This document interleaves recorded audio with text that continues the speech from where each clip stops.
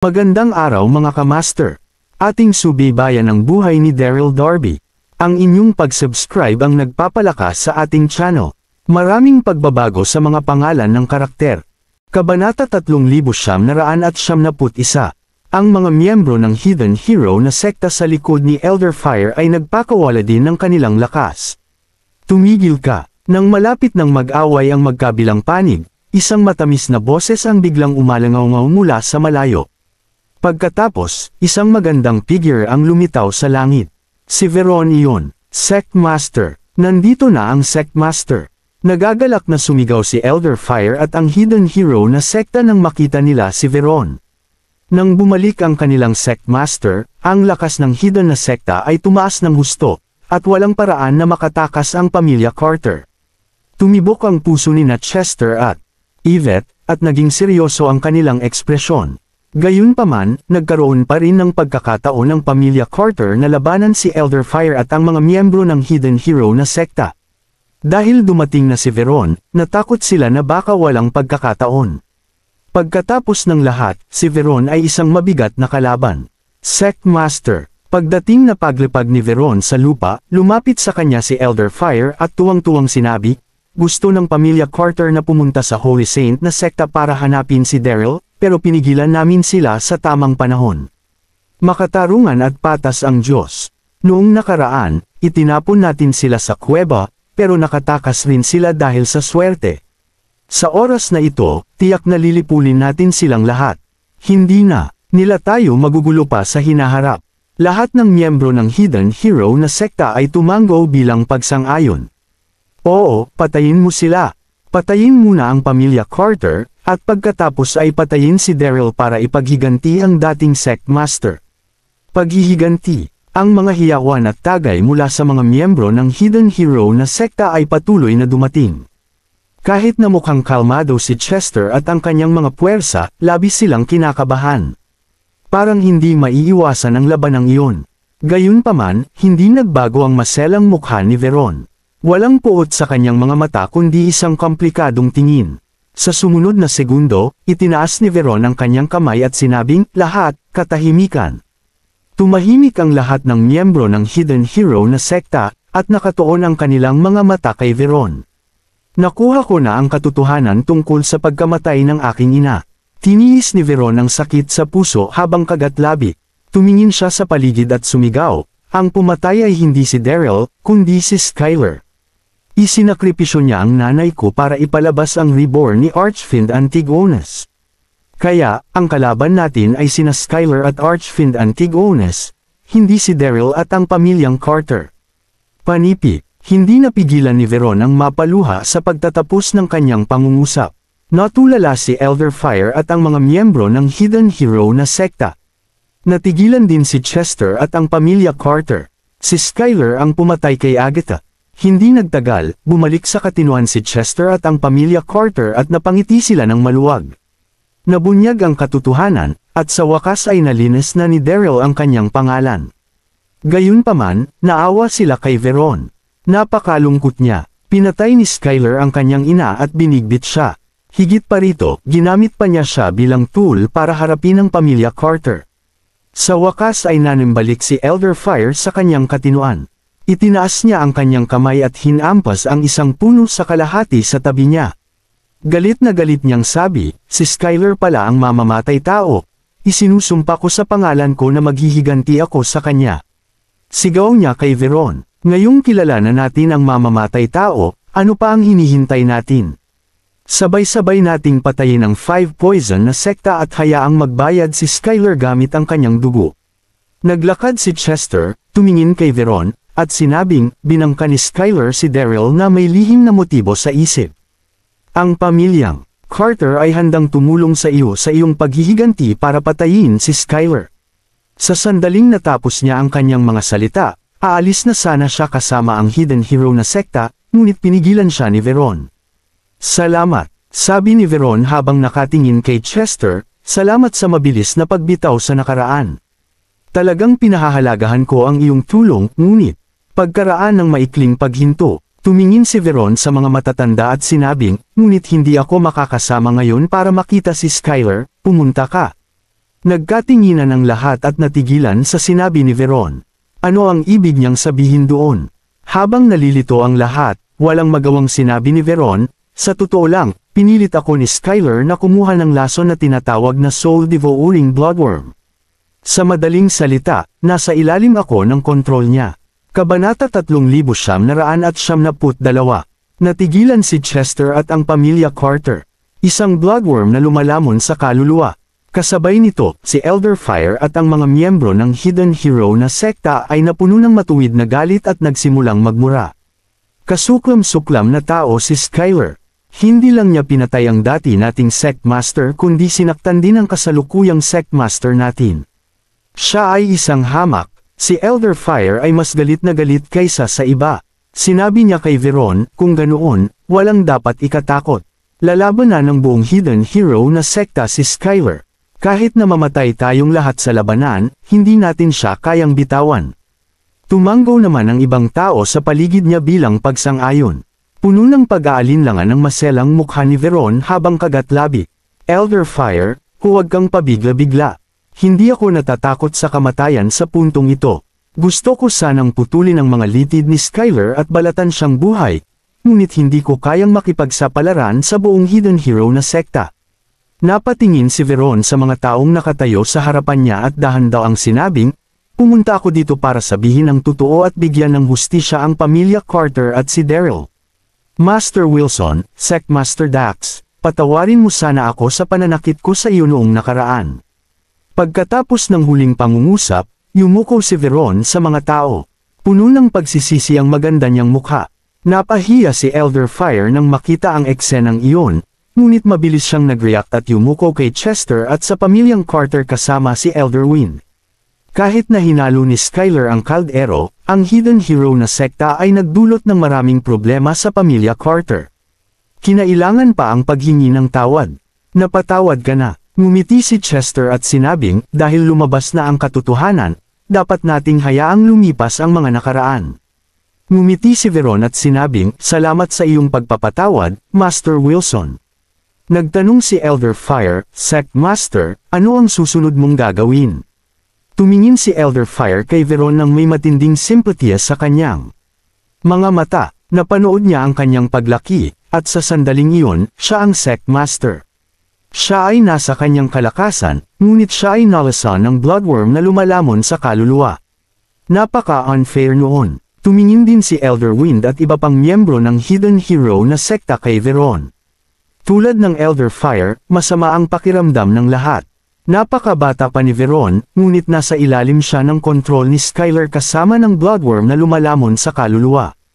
Kung may nangyari sa kanya, mawawalan ng pinuno ang mga miyembro ng Hidden Hero na sekta. Ganoon ba kalala ang naging kapalaran ng kanilang sekta? Ako, binuksan ni Veron ang kanyang mapupulang labi at malumanay na sinabi, ang dugo na lumalamon sa kaluluwa ay isang natatanging fog na pagmamay-ari ng mga fiend. Hindi natin ito maalis sa lahat. Ang tanging paraan ay upang putulin ang aking koneksyon sa sekta. Lumingon si Veron kay Elder Wind at sinabing, Elder Wind, ipapasa ko na sa iyo ang posisyon ng Sect Master. Dalhin ang Hidden Hero na sekta pabalik sa headquarters at hintayin ang pagkakataon. Natigilan ang lahat. Nais ba niyang talikuran ang posisyon ng Sect Master? Bumalik sa katinuan si Elder Wind at umiling sa susunod na segundo. Sect Master, pakiusap ko wag mo gawin iyan. Paano ako magiging Sect Master? At, labis na nabalisa si Elder Wind, ngunit, pinutol siya ni Veron bago niya natapos ang kanyang mga salita. Matanda hangin, sigaw ni Veron habang namumuo ang mga luha sa kanyang mga mata. Hindi mo ba naiintindihan? Nasa ilalim ako ng kontrol ni Skyler. Kung patuloy akong mananatili sa sekta, maaaring gamitin ako ni Skyler para patayin kayong lahat. Nalasan ako ng bloodworm na lumalamon ng kaluluwa, at walang lunas para doon. Ito ang pinakamagandang paraan para protektahan ang Hidden Hero na sekta. Naiintindihan mo ba? Natigilan si Elder Wind at hindi alam ang isasagot. Nagkatinginan ng iba pang matatanda na may malungkot na ekspresyon. Maging ang hangin sa kanilang paligid ay naging malungkot. Huminga ng malalim si Chester at nakangiting naglakad. Tumingin siya kay Veron at sinabing, Veron, huminahon ka. Ang sitwasyon ay hindi kasing sama ng iniisip mo. Nakarelax ang itsura niya. May ngiti din sa mga labi si Yvette at ang iba pang nasa likod niya. Napasimangot sina Elder Wind at Elder Fire habang umusbong ang paghamak sa kanilang mga puso. Masyadong malayo ang narating ng pamilya Carter. Paano sila mapapangiti sa kamalasan ni Veron? Kabanata 3973. Mas maikli ang init ng ulo ni Elder Fire, kaya siya ang unang bumulaga. Humakbang siya, tinuro si Chester, at sumigaw, "Ikaw! Anong ibig mong sabihin sa pagngiti ng ganyan?" Mabilis siyang pinutol ni Veron. "Kuya Fire, huwag kang bastos." Si Veron ay isang mapagmataas na babae. Kung nakatagpo siya ng parehong sitwasyon noon, magalit sana siya sa mga pangyayari. Gayunpaman, pagkatapos na dumaan sa labis na sakit at kahirapan, siya ay naging mas kalmado. Hindi napigilan ni Dax na sumigaw kay Elder Fire, "Anong ibig mong sabihin? Ano bang problema natin sa pagtawa?" Kahit na naalis ang hindi pagkakaunawaan, ang pamilya Carter ay nakulong sa Hidden Hero na sekta sa loob ng ilang araw, at si Dax ay nagtataglay pa rin ng sama ng loob sa kanila. Paano niya mapipigil ang kanyang galit kapag narinig niya ang bastos na pananalita ni Elder Fire? Dax. Agad namang pinigilan ni Chester si Dax, pinaramdam sa kanya na huwag maging impulsive. Pagkatapos, tumingin siya kay Veron na nakangiti at sinabing, "Sectmaster Veron, huwag mo kaming malito. Hindi ka namin pinagtatawanan. Sa totoo lang, si Dax at ang anak ko ay mayroon ding Skylar Soul Devouring Bloodworm." Bumalik sa Heavenly Alliance, nang biglang inatake ni Dax si Robert, nasa ilalim talaga siya ng kontrol ni Skylar. Nagulat si Veron at Elder Fire. Nakatutok sa kanila ang mga mata ng lahat. Parang hindi naman sila nalasan. Lahat ng miyembro ng Hidden Hero na sekta ay lihim na nagulat. Muling tumawa si Chester, tinitingnan ang lahat ng kanilang mga ekspresyon. Tapos, sabi niya kay Dax, "Nasaan yung glazed water na dala ni Daryl?" Nagdala si Daryl ng maraming glazed water mula sa makadiyos na rehiyon. Kaunti lang ang nagamit ni Dax at Neil, at marami pa ang natitira. Kaya naman nakahinga si Chester nang malaman na nilason din si Veron ng parehong bloodworm na lumalamon sa kaluluwa. "Kuya Chester, nasa paa si Dax." Nag-aatubili niyang sabi, "Gusto mong ibigay sa kanila ang glazed water. Huwag kalimutan na halos 2 beses tayong patayin ng Hidden Hero na sekta." Natawa si Chester at sinabing, "Dax, mas maganda makipagkaibigan kaysa magkaaway." "Ayos lang," bulong ni Dax sa ilalim ng kanyang hininga, at tubili niyang kinuha ang glazed water. Lahat, kasama sina Veron at Elder Wind, ay nakatutok kay Chester.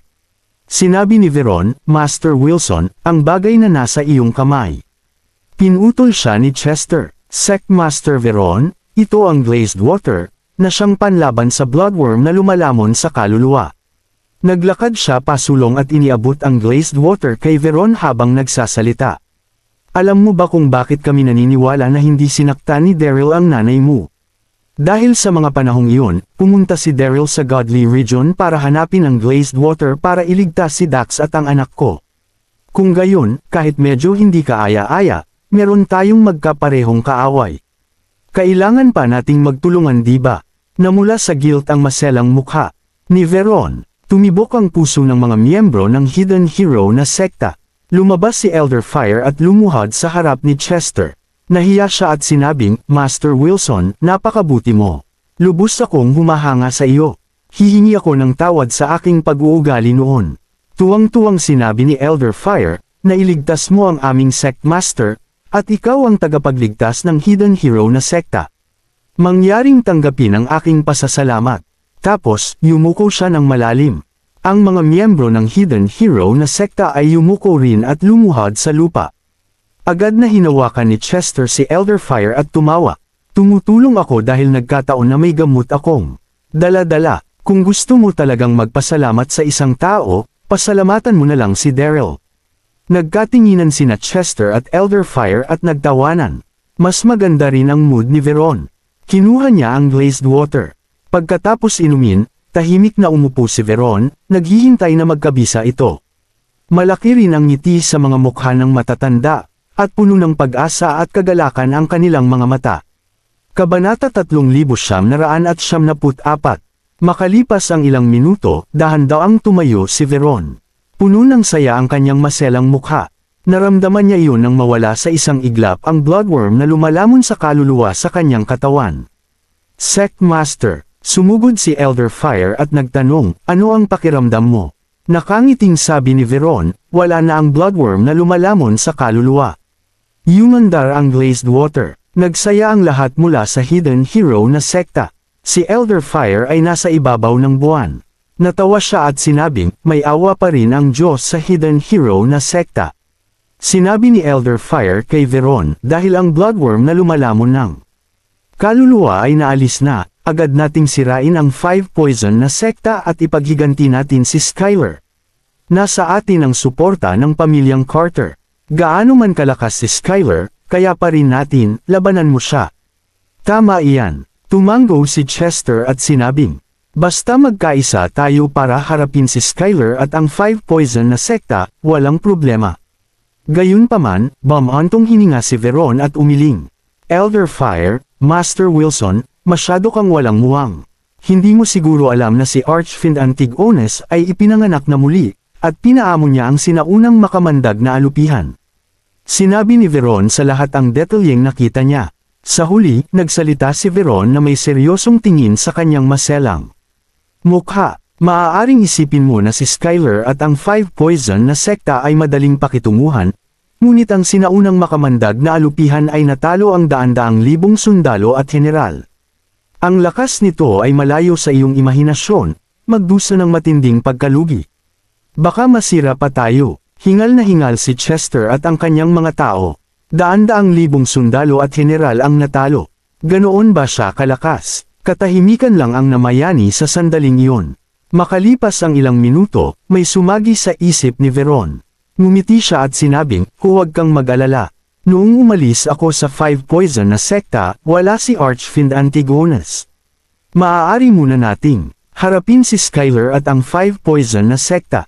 Anong paraan ang iminumungkahi mo? Tanong agad ni Chester, kumislap ang kanyang mga mata na may pahiwatig ng liwanag. Nakatutok ang mga mata ng lahat kay Veron. Sinabi ni Veron na may mahinang ngiti sa kanyang mukha, si Master Magere mula sa makadiyos na rehiyon ay nasugatan sa pakikipaglaban kay Archfiend Antigones at nakakulong sa piitan ng 5 poison sect. Hanggat palayain natin siya, hindi si Skyler o ang 5 poison na sekta, ay magagawang talunin siya nang wala si Archfiend Antigones. Bumangon ang diwa ng lahat. Magandang ideya iyon. Tinalakay ni Veron ang plano kay Chester at sa kanyang mga tauhan sa susunod na kalahating oras. Pagkatapos, bumalik siya sa 5 poison na sekta ng mag-isa. Samantala, sa isang hindi kilalang bundok sa hangganan ng rehiyon ng Diyos. Dumaong sina Archfiend Antigones at Prinsesa Dorothy sa bundok na iyon. Ikaw ay isang demonyo, isang walang hiyang tao. Si Prinsesa Dorothy ay patuloy na nagmumura, puno ng hinanakit ang mga mata niya. Tumahimik ka. Sinaway siya ni Archfiend Antigones na may malungkot na mukha. Sinumpa siya ng babaeng iyon. Bilang Archfiend, paano niya natitiis ang gayong kahihiyan? Hinding-hindi ako titigil. Archfiend Antigones, ikaw, malamig na sabi ni Prinsesa Dorothy na walang bahid ng takot sa mukha. Nagpanggap ka na. Pinsan ko, palihim na gumamit ng lason, at ngayon ay kinikidnap mo ako, isang babaeng walang armas. Hindi ka ba nahihiya? Haha, kumunot ang noo ni Archfiend Antigones sa kanya at mayabang na sinabi, huwag mo akong subukang lokohin. Ikaw ang anak ng Nine Heaven Emperor. Sino pa ang dapat kong agawin kung hindi ikaw? Mas mabuting bitawan mo ako, kung hindi ay hindi ka patawarin ng aking ama. Huminga ng malalim si Prinsesa Dorothy at sinabing, kahit na ikaw si Archfiend Antigones, paano kung bumalik ka? Ang rehiyon ng Diyos ay sa aking ama pa rin, at ikaw ay isang talunan na wala man lang lugar na matatawagan. Sige, ngumisi si Archfiend Antigones. What a mouthy girl. Parang, minamaliit kita. Hindi mo malalaman kung gaano ako kalakas kung hindi kita tinuturuan ng leksyon. Dahan-daang lumapit si Archfiend Antigones kay Prinsesa Dorothy habang itinaas ang kanang kamay. Anong ginagawa mo? Sigaw ni Prinsesa Dorothy sa nanginginig na boses nang makaramdam siya ng panganib. Kabanata 3995. Anong ginagawa ko? Sisirain ko muna ang diwata mong kaluluwa, malamig na sabi ni Archfiend Antigones. Isang bola ng dugong pulang ilaw ang namuo sa kanyang palad at tumama sa diwatang kaluluwa ni Prinsesa Dorothy sa sumunod na segundo. Marahas na nanginig si Prinsesa Dorothy na wasak ang kanyang diwatang kaluluwa sa isang iglap. Nakaramdam siya ng matinding sakit, at halos mawalan ng malay. Hindi ka ba magaling magmura? Sige na. Sa isang malupit na ngiti, tumingin si Archfiend Antigonus kay Prinsesa Dorothy at sinabing, kung wala ang iyong diwatang kaluluwa, mas masahol ka pa sa isang may kapansanan. Pagbalik natin sa siyam na pangunahing kontinente, ibibigay kita sa aking mga nasasakupan. Hulaan natin, mababaliw ba ang tatay mo kapag nalaman niyang ni-rape ka ng mga nasasakupan ko? Gumapang si Prinsesa Dorothy sa lupa, nanginginig. Nahiya siya at nagalit nang marinig niya ang mga panlalait ni Archfiend Antigonus. Kung wala ang kanyang diwatang kaluluwa, mas mababa siya sa sinumang ordinaryong tao sa siyam na pangunahing kontinente. Kung sinadya ni Archfiend Antigonus na halayin siya ng kanyang mga nasasakupan, mas gugustuhin niyang mamatay kaysa magdusa sa ganoong kapalaran. Sok, sok, isang mahinang buntong hininga ang biglang nanggaling sa malapit. So, ikaw si Archfiend Antigonus. Napakawalan siya mong mangbuli ng mahinang babae. Sino yan? Galit na, sigaw ni Archfiend Antigonus habang ibinaling ang ulo para tingnan ang direksyon ng boses na narinig. Nakita niya ang isang kulay abong figure na dahan-daang naglalakad patungo sa kanila sa ibabaw ng puting ulap. Mukha siyang banal, na may pilak na buhok at puting balbas. Kapansin-pansin sa mga mata ang kanyang pulang ilong. Si Jade Immortal iyon, isang walang kamatayan. Sa sandaling iyon, nagbago ang ekspresyon sa mukha ni Archfiend Antigonus, at tila seryoso ang kanyang mga mata. 10,000 taon na ang nakalilipas, pagkatapos ng dakilang digmaan sa pagitan ng mga Diyos at mga demonyo, nawasak ang katawan ni Archfiend Antigonus. Siya ay umasa sa isang hibla ng kanyang natitirang kaluluwa upang lumutang palayo sa siyam na pangunahing kontinente. Nakilala niya si Jade Immortal sa daan, kaya magkakilala sila. Jade Immortal, gumaan at masaya si Prinsesa Dorothy. Dati, umasa sila ni Daryl kay Jade Immortal para makatakas sa makadiyos na rehiyon. Paanong hindi siya matutuwa na makita siya noon? Ngumiti siya kay Prinsesa Dorothy, nagpapahiwatig na hindi siya dapat kabahan. Jade Immortal, sinabi ni Archfiend Antigonus, ito ay isang sama ng loob sa pagitan namin ng makadiyos na rehiyon. Sana ay hindi ka makialam. Mababa at mayabang ang boses niya. Siyempre, wala akong pakialam sa sama ng loob mo at ng rehiyon ng Diyos. Gayunpaman, ang kapalaran ng babaeng iyon ay nakatali at nasa mga kamay ko. Hindi ko kayang panuulin na binubuli mo siya ng ganun-ganun lang. Kapalaran, kumunat ang noo ni Archfiend Antigonus. Sabi ni Jade Immortal, mukhang hindi ka naniniwala sa akin. May kaibigan ako na nagngangalang Daryl, at asawa niya ang prinsesa na iyon. Hindi ba iyon ang tadhana? Namula si Prinsesa Dorothy, hindi niya itinuring na asawa si Daryl, ngunit hindi niya inaasahan na kakailanganin niya ang tulong nito sa kritikal na sandaling iyon. Ang mga mata ng Archfiend Antigonus ay kumikislap.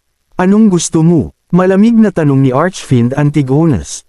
Makalipas ang ilang segundo, umupo si Jade Immortal sa bato sa tabi niya at walang pakialam na sinabi, wala. Hayaan mo na lang siya. Kung gayon, ikaw na mismo ang mag-settle ng score mo sa Nine Heaven Emperor. Tumawa si Archfiend Antigonus na parang may narinig na biro. Gusto mong makipag-bargain sa akin, Jade Immortal? Mayroon ka bang mga kwalifikasyon para gawin ito? Hindi ka kalaban sa akin sa one-on-one na laban. Oo, hindi kita matatalo, pero huwag mong kalimutan na hindi lang ako ang walang kamatayan dito. Habang nagsasalita siya, tumingin si Jade Immortal sa langit sa di kalayuan. May kasama ba siya? Agad na nagdilim ang ekspresyon ni Archfiend Antigonus. Kumpiyansa ang Archfiend Antigonus, na kaya niyang talunin ang Jade Immortal sa one-on-one na labanan. Gayunpaman, kung may ilang higit pang mga immortal, ang mga bagay ay magiging magkaiba. Alam ng lahat na ang mga immortal ay mas malakas kaysa sa mga Diyos mula sa rehiyon ng Diyos. Hindi madaling pukawin sila at pagkatapos ay mabuhay upang sabihin ang kwento. Hindi pa aalis. Nang makita niya ang ekspresyon sa mukha ni Archfiend Antigonus, nakangiting sinabi ni Jade Immortal, kapag dumating ang kasama ko, hindi ka makakaalis kahit gusto mo. Huminga ng malalim si Archfiend Antigonus at malamig na sinabi, "Mabuti. Tatandaan ko ang nangyari ngayon." Sa sandaling matapos siyang magsalita, ang kanyang anyo ay nag-transform sa isang ambon ng dugo at nawala sa isang lugar na malayo. Kabanata 3996. Habang pinapanood ang pag-urong ng Archfiend Antigonus, nakahinga ng maluwag si Prinsesa Dorothy. Nagmamadali siyang lumingon para pasalamatan ang Jade Immortal. "Salamat, Jade Immortal." Ngumisi ang Jade Immortal at winigiwi ang kanyang mga kamay. "Ikaw ay ganap na, malugod. Kumakain ako ng maharlikang pagkain ng iyong ama, at ngayon ay nailigtas ko ang iyong buhay bilang kapalit. Gusto kong isipin na nabayaran ko na ang aking utang." "Hey, hey!" Pagkasabi nito, lumapit siya para tingnan ang mga sugat ni Prinsesa Dorothy. Buntong hininga, "Nawasak na ang iyong kaluluwang engkanto." "Hindi yun mabuti," nakasimangot ang Jade Immortal sa inspection. Blanko ang ngiti ni Prinsesa Dorothy. "Salamat sa kabaitan mo, Senyor. Sa tingin ko, maswerte pa ako na nabuhay pa ako." Parang may pumasok sa isip niya habang nakatingin sa paligid. "Ah, nasaan ang mga partner mo, Senyor?" "Haha." Sa tanong, hindi napigilan ng Jade Immortal ang tawa na kumawala sa kanya. Parang nakatakas lang siya sa isang masamang kalokohan. Sa mahinang boses ay bumulong siya, "Pwede ba wag maingay?" Tinatakot. Kulang si Archfiend Antigonus. "Anong mga kasama? Lagi akong naglalakbay mag-isa." Path. Sa nakikita niyang kasiyahan, hindi napigilan ni Prinsesa Dorothy na pakawalan sandali ang kanyang kalungkutan at tumawa rin. "Sige. Dahil nakatakdang magkita tayo, dadalhin kita sa isang lugar para makita kung mabubuo mo ang iyong diwata na kaluluwa," sabi ng Jade Immortal habang tinutulungan niya si Prinsesa Dorothy na bumangon, pumailan lang sa langit sa isang mapalad na ulap. Samantala, nang magpaalam kay Chester, nagmamadaling bumalik si Veron sa Five Poison na sekta. Sa back lounge, nakita niya si Skylar na nakaupo at umiinom ng tsaa. Sa tabi niya ay si Kendall at ilang iba pang mga disipulo ng Five Poison na sekta, na tahimik na nakatayo. Nang makitang pumasok si Veron, sumili ang ngiti sa mukha ni Skylar. Mahina niyang sinabi, "Ang aga mo namang nakabalik. Paano ang mga bagay?" Kinagat ni Veron ang kanyang labi, pilit pinipigilan ang pag-aalala sa kanyang dibdib. Nagsulot siya, "Ikinagagalak kong iulat na hindi ako nabigo. Ang mga Carters ay halos ganap na nilipol ng hidden hero na sekta, maliban sa isang Daryl Darby na hindi natin mahanap. Napakahusay, isang trabahong mahusay na nagawa." Sa mga salitang ito, ang mukha ni Skylar ay larawan ng saya. Tumanggaw siya bilang pagpupuri. "Hindi na, masama. Alam kong hindi mo ako pababayaan. Gabi na, magpahinga ka na." "Oo," ungol ni Veron bilang pagsang-ayon, lumabas ng lounge. Nang makalabas, nakahinga siya ng maluwag sa loob. "Hay, salamat talaga sa nakay itaas ang galing niya sa pag-arte." Nagawa niyang kumbansihin si Skylar, pati na rin itago ang katotohanan na nakatagpo siya ng mga bulate na sumisipsip ng kaluluwa. Ang sumunod ay humanap ng paraan para mapalaya si Master Mag-Era sa piitan. Gabi na, sa piitan ng Five Poison na sekta. Si Master Mag-Era ay ganap na napigilan. Mukha siyang tanga na, nakaupo sa sulok ng piitan. Siya si Master Mag-Era para sa malakas na pag-iyak. Ang pagkakulong sa isang lugar na tulad nito ay isang malaking dagok sa kanyang pride. Galit sa kanyang puso, sinubukang tumayo ni Mag-Era. Gayunpaman, siya ay nasugatan ng husto ng Archfiend Antigonus, at sa gayon ay walang kapangyarihan. Hindi ito gagawin. Tuluyan na ba siyang mapadpad dito? Sa pag-iisip, nagsimulang pawisan si Master Mag-Era. Noon ay bigla siyang nakarinig ng sunod-sunod na yabag, napakagaan. Kriek. Makalipas ang ilang segundo, bumukas ng bahagya ang metal na pinto. Pagkatapos noon, isang figure ang pumasok. Natusok ang kamalayan ni Master Mag-Era. Nang makita niya kung sino yun, natigilan siya. Bago siya ay isang batang babae. Ang kanyang itim na damit ay nakabalangka sa kanyang malambot na katawan at sa kanyang matutulis na mga katangian. Solemn na ang mukha niya. Si Veron lang iyon. Ang piitan ay may linya na may mga gwardya na nagpapatrolya sa bakuran noong araw. Ang pagsilip sa gabi ay ang tanging paraan upang magkaroon ng pagkakataon si Veron. "Ikaw," nagdilim ang mukha ni Master Mag-Era nang makita si Veron. "Ano ang ipinadala sa iyo ni Skylar Blanc?" Alam niya na ang babae ay nagtatrabaho sa ilalim ni Skyler, at sa gayon ay walang awa. Phew! Habol ang hininga, sumilip si Veron sa labas ng piitan. Pagkatapos ay hininaan niya ang kanyang boses at bamulong, Honored Master, mangyaring huwag kang magkamali. Nandito ako para tulungan ka. Tulungan mo ako. Malamig na ngumiti si Master Magera, hindi makapaniwala sa kanya kahit isang segundo. Nagmamadaling ipaliwanag ni Veron ang sarili. Hinding-hindi ako magsisinungaling sa isang dakilang guro. Para sabihin sa iyo ang totoo, ako ang master ng Hidden Hero na sekta. Nagpatuloy si Veron sa mga sumunod na minuto sa pagsasalaysay ng kanyang mga hinaing kay Skyler. Sa huli, marahas na dumura si Veron, wala na kami ni Skyler Blanc. Tinutulungan kitang makatakas, ngayon sa pag-asang magiging bahagi ka ng plano kong paghihiganti. Kabanata 3997. Phew! Nang marinig kung ano ang mayroon siya, si Master Magera ay tumahimik sandali. Tumango siya sa katumango. Sige, minsan lang ako maniniwala sa'yo. Kung siya ay tapat, si Magera ay hindi ang pinaka nagtitiwala kay Veron. Pero sa sitwasyon niya, wala siyang masyadong choice. Mas gugustuhin niyang makipagsapalaran. Sa kanyang pagsang-ayon, nakahinga. Nang maluwag si Veron, nagpatuloy siya, paano ako matutulungan, pinarangalan na guro. Nakatitig si Veron kay Master Magera, sinisiyasat ang mga pagpigil na humawak sa kanya na may malungkot na ekspresyon sa kanyang mukha. Ang mga ito ay hindi normal na mga kadena, ngunit mga espesyal na lubod na ginawa gamit ang espiritual na enerhiya. Hindi lang iyon. Ang mga lubod ay kumikinang sa mga kakaibang simbolo. May hinala si Veron na ang mga simbolo ay nagtataglay ng higit na hindi malalampasan na kapangyarihan. Sa tila pilit na ekspresyon ni Veron, hindi napigilan ni Master Magera na matawa. Nako, simple lang. Utos ni Magera, ang kailangan mo lang gawin para masira ako ay ipatawag ang lahat ng enerhiya sa iyong katawan, at gamitin ito para hampasin ako sa ulo. Sa ganoong paraan maluwag ang Skyfiend Bonds sa aking katawan. Skyfiend Bonds. Nangangahulugan iyon na ang mga lubod na pumipigil kay Master Magera ay pinande ng kapangyarihan ng Fiend Soul. Ano nga ulit? Natigilan si Veron sa sinabi ni Master Magera. Pinapakan ka ng buong lakas. Gagana ba yan? Ang isip ay ang core ng katawan.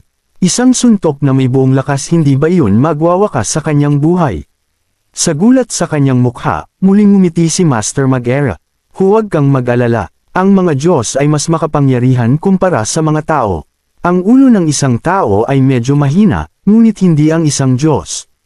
Ito ang tanging paraan upang ipatawag ang aking kaluluwang engkanto, o ang aking kapangyarihan ay mapipigilan ng mga ito. Skyfiend Bonds magpakailanman. Tumingin siya sa labas ng piitan. Panipi, wala tayong masyadong oras. Dapat bilisan mo. Sige, tumango si Veron sa utos niya.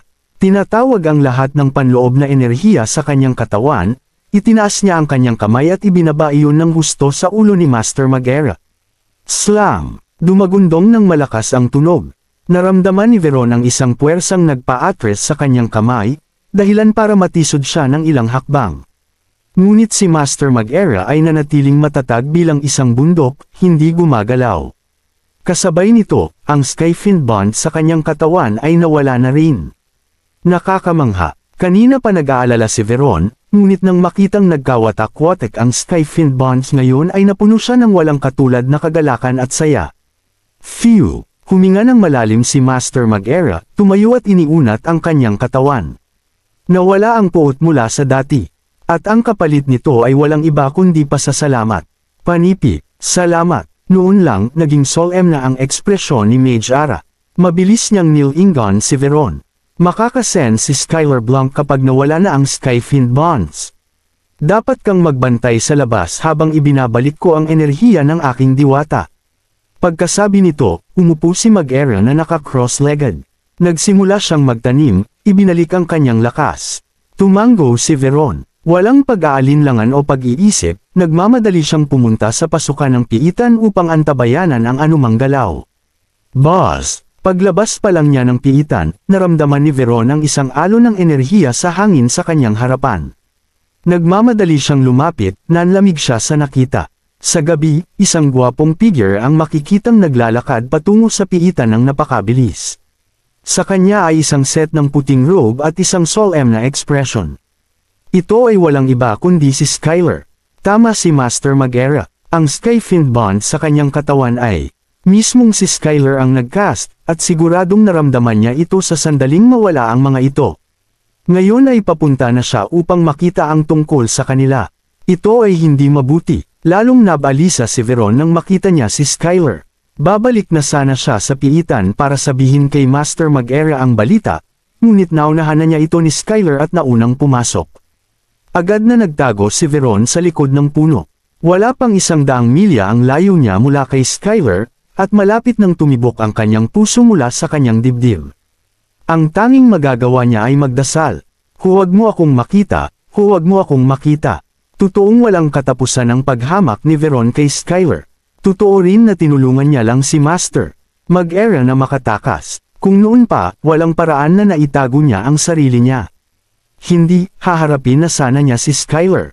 Ngunit ang mga kamakailang pangyayari ay nagpatibay kay Veron, at siya ngayon ay mas malinaw ang ulo. Alam ni Veron sa kanyang puso noon na napakalakas ni Skylar. Ang pakikipaglaban sa kanya ng one-on-one ay isang paglalakbay na diretso sa impyerno, dahil si Master Magera ay nagpapanumbalik pa rin ang kanyang lakas at walang paraan para tumulong sa kanya ng ganito kabilis. Kabanata 3978 Plus 5, Bonus. Hindi napansin ni Skylar si Veron.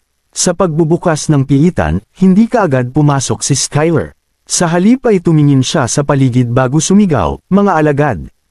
Malinaw na nararamdaman ni Skylar noong araw na sinira ni Master Magera ang Skyfiend bonds, at ngayon ay ibinabalik ang kanyang diwatang kaluluwa sa piitan. Si Skylar ay hindi magkakaroon ng pagkakataon laban sa kanya kung siya ay papasok sa kanyang sarili. Pagkatapos ng lahat, ang kapangyarihan ni Master Magera sa makalangit na kaharian ay pangalawa lamang sa kapangyarihan ng 9 Heaven Emperors. Whoosh! Habang ang kanyang utos ay umalingaw sa hangin, si Kendall ay nagmamadaling lumapit kasama ang ilang daang disipulo mula sa 5 Poison Sect. Sabay-sabay nilang pinalibutan ang piitan. Sect Master, matapos ganap na palibutan ang piitan, binati ni Kendall si Skylar.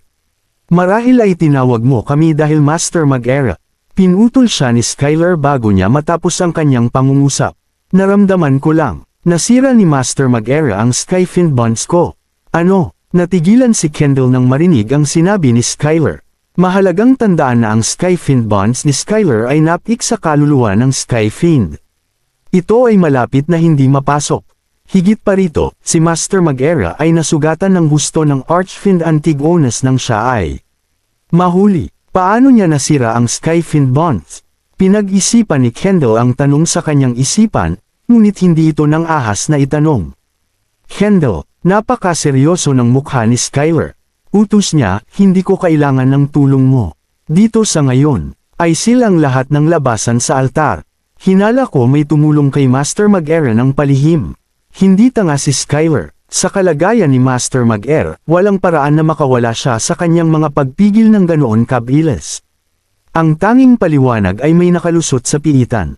"Oo, Sect Master." Kinilala siya ni Kendall, nagmamadaling umalis para magbigay ng mga utos. Ito ay masama. Sa eksenang nasa harapan niya, nabalisa si Veron mula sa punong pinagtataguan niya. Napagkasunduan niya ang isang plano kasama si Chester. Babalik siyang mag-isa sa 5 Poison na sekta, at hahanap ng paraan para mapalaya si Master Magera mula sa piitan. Si Chester, kasama ang kanyang mga tauhan at ang iba pa sa Hidden Hero na sekta, ay maghihintay ng balita mula sa burol malapit sa 5 Poison na sekta. Master Magera, sa gitna ng pagkataranta ni Veron, ang mga tingin ni Skylar ay natuon sa pagbubukas ng piitan habang siya ay malamig na tumawag, "Nakikita kong nakaalis ka na sa aking Skyfiend bonds. Anong ginagawa mo? Nagtatago ka pa dyan?" Takot, nakakamatay na blanko ang mukha ni Skylar habang nagsasalita, ngunit isang kirot ng hindi masabi na kawalan ng katiyakan ang sumalubong sa kanya sa loob. Wala ang Honorable Archfiend, at hindi siya kalaban ni Master Magera. Well, walang paraan na papaalisin niya si Magera sa 5 Poison na sekta ngayong gabi. "Boss!" Isang malakas na puwersa ang sumabog mula sa loob ng piitan. Mabilis itong sinundan ng nagliliyab na figura, na lumulutang sa gitna ng hangin. Si Master Mag-era iyon. Whoosh! Nang makita si Mag-era, nagbago ang ekspresyon ni Skyler. Nanliit ang kanyang tingin. Sa wakas, kita ko nga. Ang masasabi ko lang ay inaamin ko na talagang minaliit kita, Master Mag-era. Hindi ko inaasahan na may taong papasok sa piitan para tulungan ka. Napalitan ng bangis ang ekspresyon ni Skyler. Ngunit markahan ko ang aking mga salita. Aagawin ko ang sinumang tumulong sa iyo, at gagawin kitang bantayan habang pinugutan ko sila ng ulo.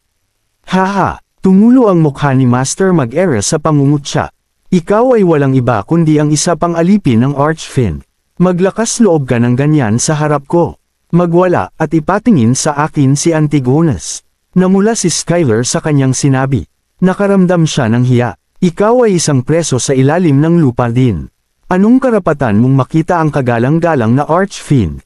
Boss! Isang alon ng enerhiya ang damaloy kay Skyler, na nagliliyab sa isang landas habang siya ay unang sumugod patungo sa kamao ni Master Mag-era. Malinaw na naramdaman ni Skyler na katatapos lang ni Master Mag-era sa Skyfiend Bonds, at sa gayon ang kanyang enerhiya ay hindi pa halos nakakabawi.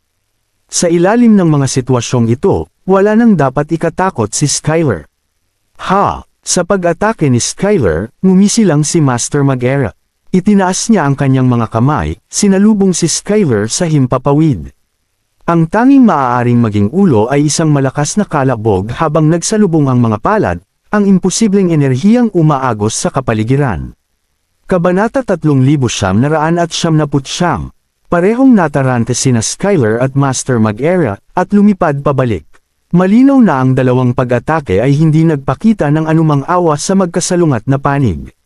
Nang matagpuan ni Skyler ang kanyang kinatatayuan, hindi niya napigilan ang gulat na naramdaman sa kanyang puso. Paano ito nangyari? Paanong nabawi ni Master Mag-era ang kanyang kaluluwang engkanto nang napakabilis pagkatapos lamang na makaalis sa Skyfiend Bonds? Lampas sa lalim ang pinaglalaban mo. Damang-dama ni Master Mag-era ang pagkabigla ni Skyler, na nag-react sa mga salitang iyon. Mabilis na napalitan ng galit ang galit ni Skyler. Bamulong siya ng isang string ng mga chants. Tama iyan. Siya ay nagbabalak na tawagan ang sinaunang makamandag. Naalupihan. Umuungol. Pagkalabas ng chant sa kanyang bibig, isang nakakaasar na ungol ang maririnig. Sinundan ito ng hitsura ng isang napakalaking figura, na pumailang lang mula sa ipinagbabawal na bakuran sa likod ng bundok ng napakabilis. Ang katawan nito ay kasing laki ng dragon. Mayroon itong ilang pares ng mga pakpak sa likod nito. Ang mga mata nito ay kumikinang na may nakakatakot na liwanag. Ito ay ang sinaunang makamandag na alupihan. Bumaba ang temperatura sa atmosfera sa segundong lumitaw ang nilalang. Ito ay simula ng tag-araw, ngunit ang mga tao ay nadama na sila ay nahulog sa pinakamalamig na taglamig. Isang sinaunang makamandag na alupihan. Sa isang iglap, nagsalubong ang kilay ni Master Mag-era. Nawala ang pagmamataas mula sa dati, at ang kapalit nito ay isang solemn na pagpapahayag. Tama ang hula ni Skyler. Ang makadiyos na diwatang kaluluwa ng enerhiya ni Master Mag-era ay hindi pa ganap na nakabawi, ngunit ito ay higit pa sa sapat upang ibagsak si Skyler. Ang hitsura ng sinaunang makamandag na alupihan ngayon ay tiyak na magpapaikot-ikot. Mahalagang tandaan na ang sinaunang makamandag na alupihan ay isa sa mga pinaka-nakamamatay na makamandag na nilalang sa buong kasaysayan, na may kakayahang gumawa ng mga nakakatakot na bagay. Hingal na hingal. Sa eksenang nasa harapan niya, hindi napigilan ni Veron ang panginginig na damaloy sa kanyang balingkinitang katawan habang matalim ang paghinga niya mula sa pinagtatagwan niya. Tinawag ni Skyler ang sinaunang makamandag na alupihan. Magkakaroon ng gulo para kay Master Mag-era. Walang alinlangan na totoo na ang Hidden Hero na sekta at ang makadiyos na rehiyon ay may matagal ng tunggalian na tumagal ng ilang libong taon, at si Veron ay walang lugar na nag-aalala tungkol kay Master Mag-era sa ganitong paraan. Pero noon pa man, ayaw niyang may mangyari sa kanya. Kung tutusin, anuman ang tunggalian na mayroon sa makadiyos na rehiyon ay walang halaga kumpara sa puot na naramdaman niya sa pagpatay ni Skyler sa sarili niyang ina. Umuungol. Noon lang, sinunod ng sinaunang makamandag na alupihan ang utos ni Skyler at sumugod kay Master Mag-era ng may malalim na ungol. Kasabay nito, si Skyler ay sumugod din sa likod mismo ng hayop.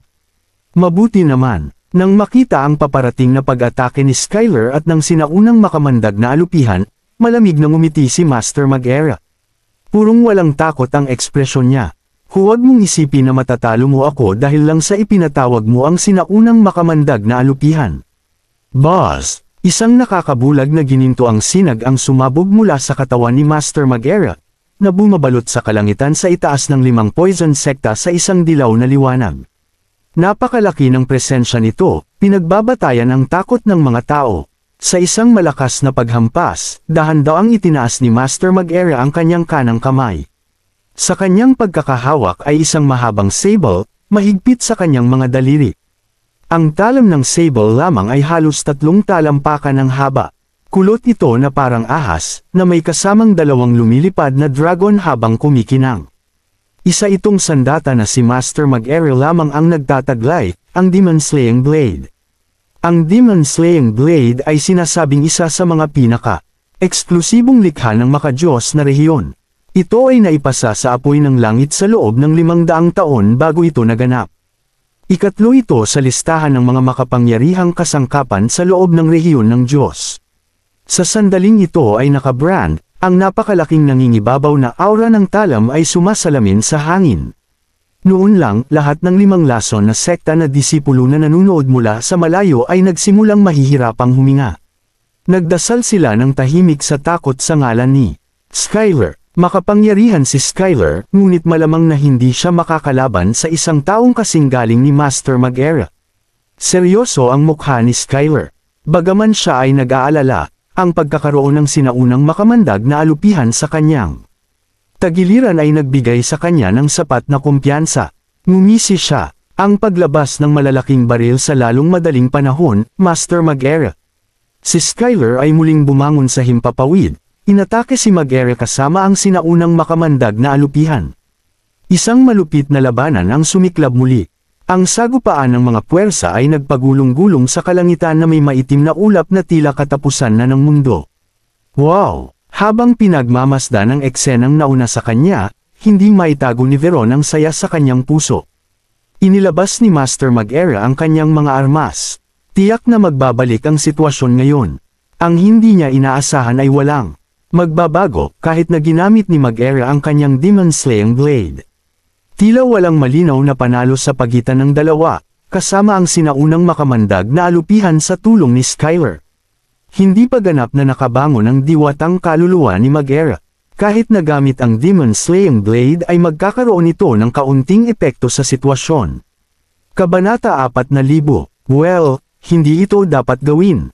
Nang makitang lumala ang eksena, bago siya, nagsimulang muling mabalisa si Veron. Bahagya siyang nag-isip bago siya sumugod, diretso sa likod ni Skyler.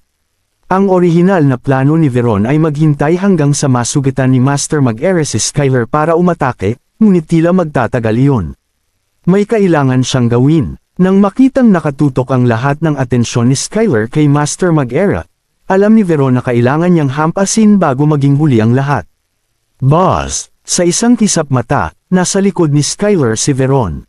Inilabas ang lahat ng kanyang panloob na enerhiya, itinulak niya ito palabas. Si Veron, nakaramdam ng panganib mula sa kanyang likuran, alam ni Skyler na may nangyari. Pinilig niya ang kanyang ulo pabalik. Nang makita si Veron, biglang bumilis ang tibok ng puso niya. Sa parehong oras din na iyon, bumungad sa kanya ang isang pagtatanto. Ikaw ay isang patay na karne. Sigaw ni Skyler nang mamulat siya habang sinusubukang gisingin ang sumisipsip ng kaluluwang bloodworm sa katawan ni Veron.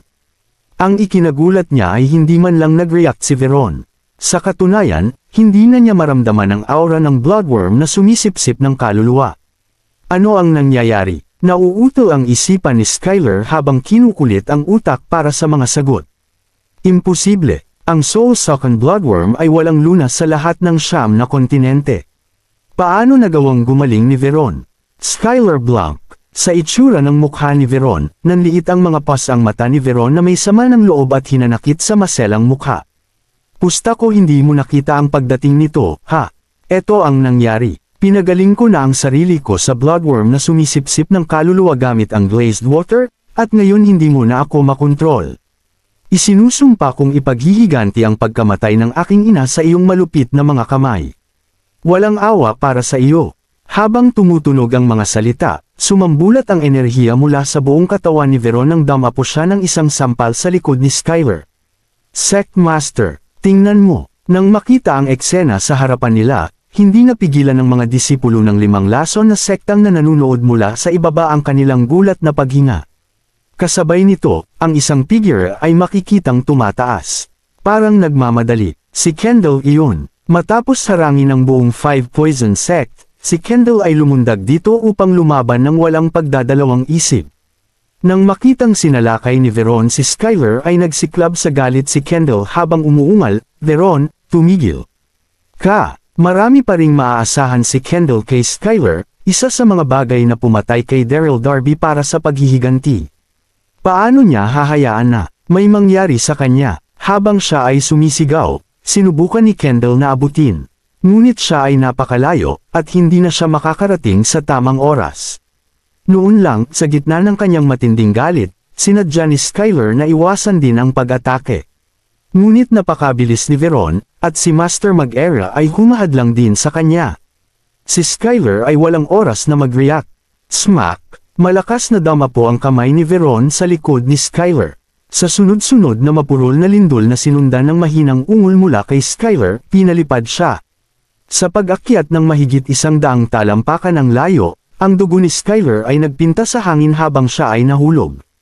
Mabigat siyang bumagsak sa matitigas na mga kalsada sa ibaba habang ang napakatinding alon ng sakit ang pumalit sa kanyang sentido. Si Skyler ay pawis na pawis. Alam niya na ang kanyang espiritual na enerhiya ay ganap na nabaliw. Nagiging haywire ang aura niya, malapit na siyang mahimatay. Upang sabihin ang katotohanan, ang mga kasanayan ni Veron ay hindi maaaring tugma para sa Skyler sa anumang iba pang mga okasyon. Kakaduel lang ni Skyler kay Master Mag-era, na nagdulot ng matinding pagkasira ng kanyang espiritual na enerhiya. Nagbigay ito ng kalamangan kay Veron sa sitwasyon. Puno ng pawis ang noo ni Skyler, nakakalason ang kanyang tingin na parang sawa. Matalim niyang tinitigan si Veron. Napakalakas ng kamay ni Veron. Salamat sa Diyos na mayroon siyang spiritual shield na napanatili kahit kaunti man lang ng kanyang lakas, kung hindi ay patay na siya. Sect Master, maya-maya pa, nagmamadaling lumapit si Kendall. Sumigaw siya kay Skyler, "Ayos ka lang ba?" Habang tinutulungan siya nitong makatayo. "Hayaan mo ako, lalabas ako ng buhay." Umungol si Skyler, itinuro si Veron sa gitna ng hangin. "Patayin mo siya, patayin mo na siya." Duguan ang mga mata ni Skyler habang inilalabas niya ang mga salita. Para siyang nabaliw. Laging nakukuha ni Skyler ang anuman at kung sino man ang gusto niya mula nang tumuntong siya sa mundo. Siya ang kumokontrol sa iba, ngunit ngayon ay niloko siya ni Veron. Paano niya ito mabubuhay? Kabanata 4,001. Oo, Sect Master. Inamin ni Kendall ang utos. Pagkatapos ay nag-utos siya ng kanyang sarili sa 5 Poison na sektang disipulo na magkasamang magpaputok sa direksyon ni Veron. "Kayong lahat ang may pananagutan sa pagkamatay ng aking ina, kayong lahat. Pumunta ka na sa impyerno." Sa harap ni Kendall at sa pag-atake ng mga disipulo ng Poison na sekta, si Veron ay hindi tumingin kahit kititing na takot. Sa isang malakas na sigaw, sinalubong niya sila sa gitna. "Hawakan ang iyong mga kabayo." Noon lang, tinawag siya ni Master Mag-era mula sa malapit. Bahagya siyang nataranta. "Bakit ka nagmamadaling lumabas? Masyadong marami sila, wala kang laban sa kalaban. Umalis ka habang kaya mo pa, pipigilan ko sila." Pagkatapos ay sinubukan ni Master Mag-era na tumulong. Ngunit siya ay hawak sa likod ng sinaunang makamandag na ahas, at hindi makapagbigay ng anumang tulong. Nasugatan ng husto ni Veron si Skyler, na pinutol ng husto si Mag-era. Ngunit ang paglagay sa ulo kasama si Skyler at ang sinaunang makamandag na alupihan sa simula ay nakakuha din ng malaking bahagi ng enerhiya ni Mag-era. Sa ilalim ng mga sitwasyong iyon, higit pa sa kayang tanggapin ni Mag-era ang sinaunang makamandag. Naalupihan, ngunit ito ay sa kasamaang palad ay magiging dahilan upang hindi niya matulungan si Veron. Sa sinabi nito, natauhan si Veron. Gayunpaman, napapaligiran na siya ni Kendall at ng kanyang hukbo, at hindi na siya nakatakas. Hindi nagtagal, sinimulan ni Veron na labanan si Kendall at ang kanyang hukbo sa himpapawid. Madali pa ring kinaya ni Veron ang sitwasyon sa simula. Ngunit kalaunan ay nagsimulang hamina ang kanyang lakas. Ang totoo ay mas malakas si Veron kaysa kay Kendall, ngunit ang pag-ataking iyon kay Skyler ay ngayon lang niya ginamit ang lahat ng puwersa sa kanyang katawan. Sa ilalim ng mga sitwasyong ito, siya ay nasa mainit na tubig na nakaharap kay Kendall at sa 105 lason na sekta na disipulo. Pumalakpak, nang samantalahin ang isang pagkakataon, inabot ni Kendall ang isang malakas na sampal sa likod ni Veron. Bakas sa mukha ni Kendall ang malamig na kasiyahan. Iyan ang makukuha mo sa pagsubok ng palihim na pag-atake sa Sect Master. Aanihin mo ang mga bunga ng iyong trabaho. Tumahimik ka. Tumigas ang ekspresyon ni Veron. Ikaw ay walang iba kundi ang isa sa mga kampon ni Skyler mismo. Hindi magiging ganoon kadali ang pagtanggal sa akin. Nagngangalit ang kanyang mga ngipin sa sakit, dahan-daang nagtaas ng kamay si Veron. Isang malakas na alon ng panloob na enerhiya ang lumabas, naglalabas sa kapaligiran sa paligid niya. Ang enerhiya sa paligid niya ay tila pumutok at sumisitsit. Pagkatapos, noon, lumitaw ang isang puting phoenix. Umikot ito sa hangin, umiikot sa figure ni Veron. Umalangaw-ngaw sa himpapawid ang malalakas na sigaw nito, naririnig ng lahat. Ivory Phoenix, tumagos sa araw. Ang mga salita ay lumabas sa bibig ni Veron na parang mga blades ng yelo habang ang nakataas na kamay ay pamitik. Ito ang pangwakas na spell ng Hidden Hero na sekta, exclusive lamang sa Sect Masters. Kalahating taon na ang nakalilipas, nakuha ni Veron sa ilalim ng mga turo ni Agatha, at nagtagumpay sa pagmaster nito. Hindi pa niya ito ginamit noon, at ito ang perpektong oras para gawin iyon. Ang puting phoenix ay nagpakawala ng maliwanag na sigaw, na naakay patungo sa Kendall. Malapit ng tamaan ng spell si Kendall. Nakita niyang palapit ito ng palapit. Sa ilang segundong lumipas, lumukot ang mukha ni Kendall sa gulat. Hindi niya inaasahan na gagawin ni Veron ang kanyang pag-atake at sundan ito ng isa sa kanyang sarili na nakakatakot. Bago pa man maging huli ang lahat, kumilos si Kendall ng walang pag-iisip. Tinatawag ang lahat ng enerhiya sa kanyang katawan, itinaas niya ang dalawang kamay upang bumuo ng isang proteksyon na kalasag na namuo sa hangin sa paligid niya. Boom! Ang Ivory Phoenix ay bumagsak sa kalasag, na nagbuga ng isang tunog na nakakasira sa tenga. Nabasag ang kalasag sa isang iglap, at nawala rin ang Phoenix. Pinalipad si Kendall na may mapurol na ugong. Kasabay nito, ang nakapalibot na 5 poison na sekta ng mga disipulo ay napaatras din. Sinasamantala ang sitwasyon, si Veron ay tumakbo palabas mula sa mga nakapaligid na pag-atake. Lumipad siya sa malayo, hindi nakakalimutang tumalikod at tumawag kay Master Mag-Era, kailangan mong manatili dyan. Nangangako akong babalik ako para sa iyo. Sa mga salitang iyon, sumili ang ngiti sa mukha ni Master Mag-Era habang ipinagpatuloy niya ang kanyang tunggalian sa sinaunang makamandag na alupihan. Si Kendall ay positibong nag-aalab sa galit. Sumigaw siya sa mga alagad sa paligid niya, "Ano ang ginagawa ninyo?" Nakatayo roon na parang isang grupo ng mga estatwa. Sumunod kayo sa kanya, baliktarin ninyo ang mundo hanggang sa makita ninyo siya, at huwag titigil hanggat hindi ninyo nagagawa. Kabanata 4,002. Gagawin. Ang libo ng 5 lason sect na disipulo ay tumawag bilang pagkilala, lumipad patungo sa direksyon ni Veron. Sa anumang iba pang sitwasyon, matagal nang iniwan ni Veron ang mga disipulo ng 5 poison na sekta sa alikabok. Ngunit ang spell na ginawa niya, Ivory Phoenix Piercing the Sun, ay nakakuha ng malaking bahagi ng kanyang panloob na enerhiya. Kaya, ang bilis ng kanyang paglipad ay naapektuhan din. Noon lang, sa kalagitnaan ng hangin, kinagat ni Veron ang kanyang labi, buong lakas na lumilipad sa unahan. Ang mga Carters at ang Hidden Hero na sekta ay dapat na desperado na sa balita ngayon, kailangan niyang makarating doon upang makilala sila. Pinag-isipan niya ang lahat. Makikipagkita siya kay Chester at sa kanyang mga tauhan, pagkatapos ay babalik sa 5 poison na sekta. Ngunit ramdam ni Veron ang mga alon ng enerhiya na nagmumula sa kanyang likuran. Mula sa tunog nito, malinaw na maraming tao ang humahabol sa kanya. Bahagyang lumingon si Veron sa likod. Ang kanyang nakita ay bumaha sa kanyang sentido ng gulat. Nasa likuran niya ang ilang libong 5 poison na sekta na disipulo, mainit sa kanyang takong. Sa nakita, sinubukan ni Veron na doblehin ang kanyang bilis. Ngunit naubos na niya ang labis na panloob na enerhiya, at wala siyang magagawa. Noon lang, nakita rin ng ilang libong 5 poison na sekta na disipulo si Veron. Humalaklak sila sa tuwa. Ibigay mo na, Veron lang. Akala mo makakatakas ka sa isang palihim na pag-atake sa ating sect master. Tumigil ka sa pagtakbo, halika, hindi ka na makakaalis sa pagkakataong ito. 11. Ang mga dagandong at iyak ay walang katapusan. Lahat ng 5 laso na sekta na disipulong ito ay walang iba kundi mapagmataas. Ang pagkuha kay Veron ay isang gawan na magdadala ng dakilang kaluwalhatian sa kanila. Halos hindi na sila makapaghintay na makarating sa kanya. Wala sa mga alagad na ito ang nang-ahas na kumilos ng may ganitong kabastusan sa nakaraan. Ngunit ngayon ang panloob na enerhiya ni Veron ay nagkaroon ng malaking dagok, at wala silang dapat ikatakot. Nagkunwaring hindi narinig ni Veron.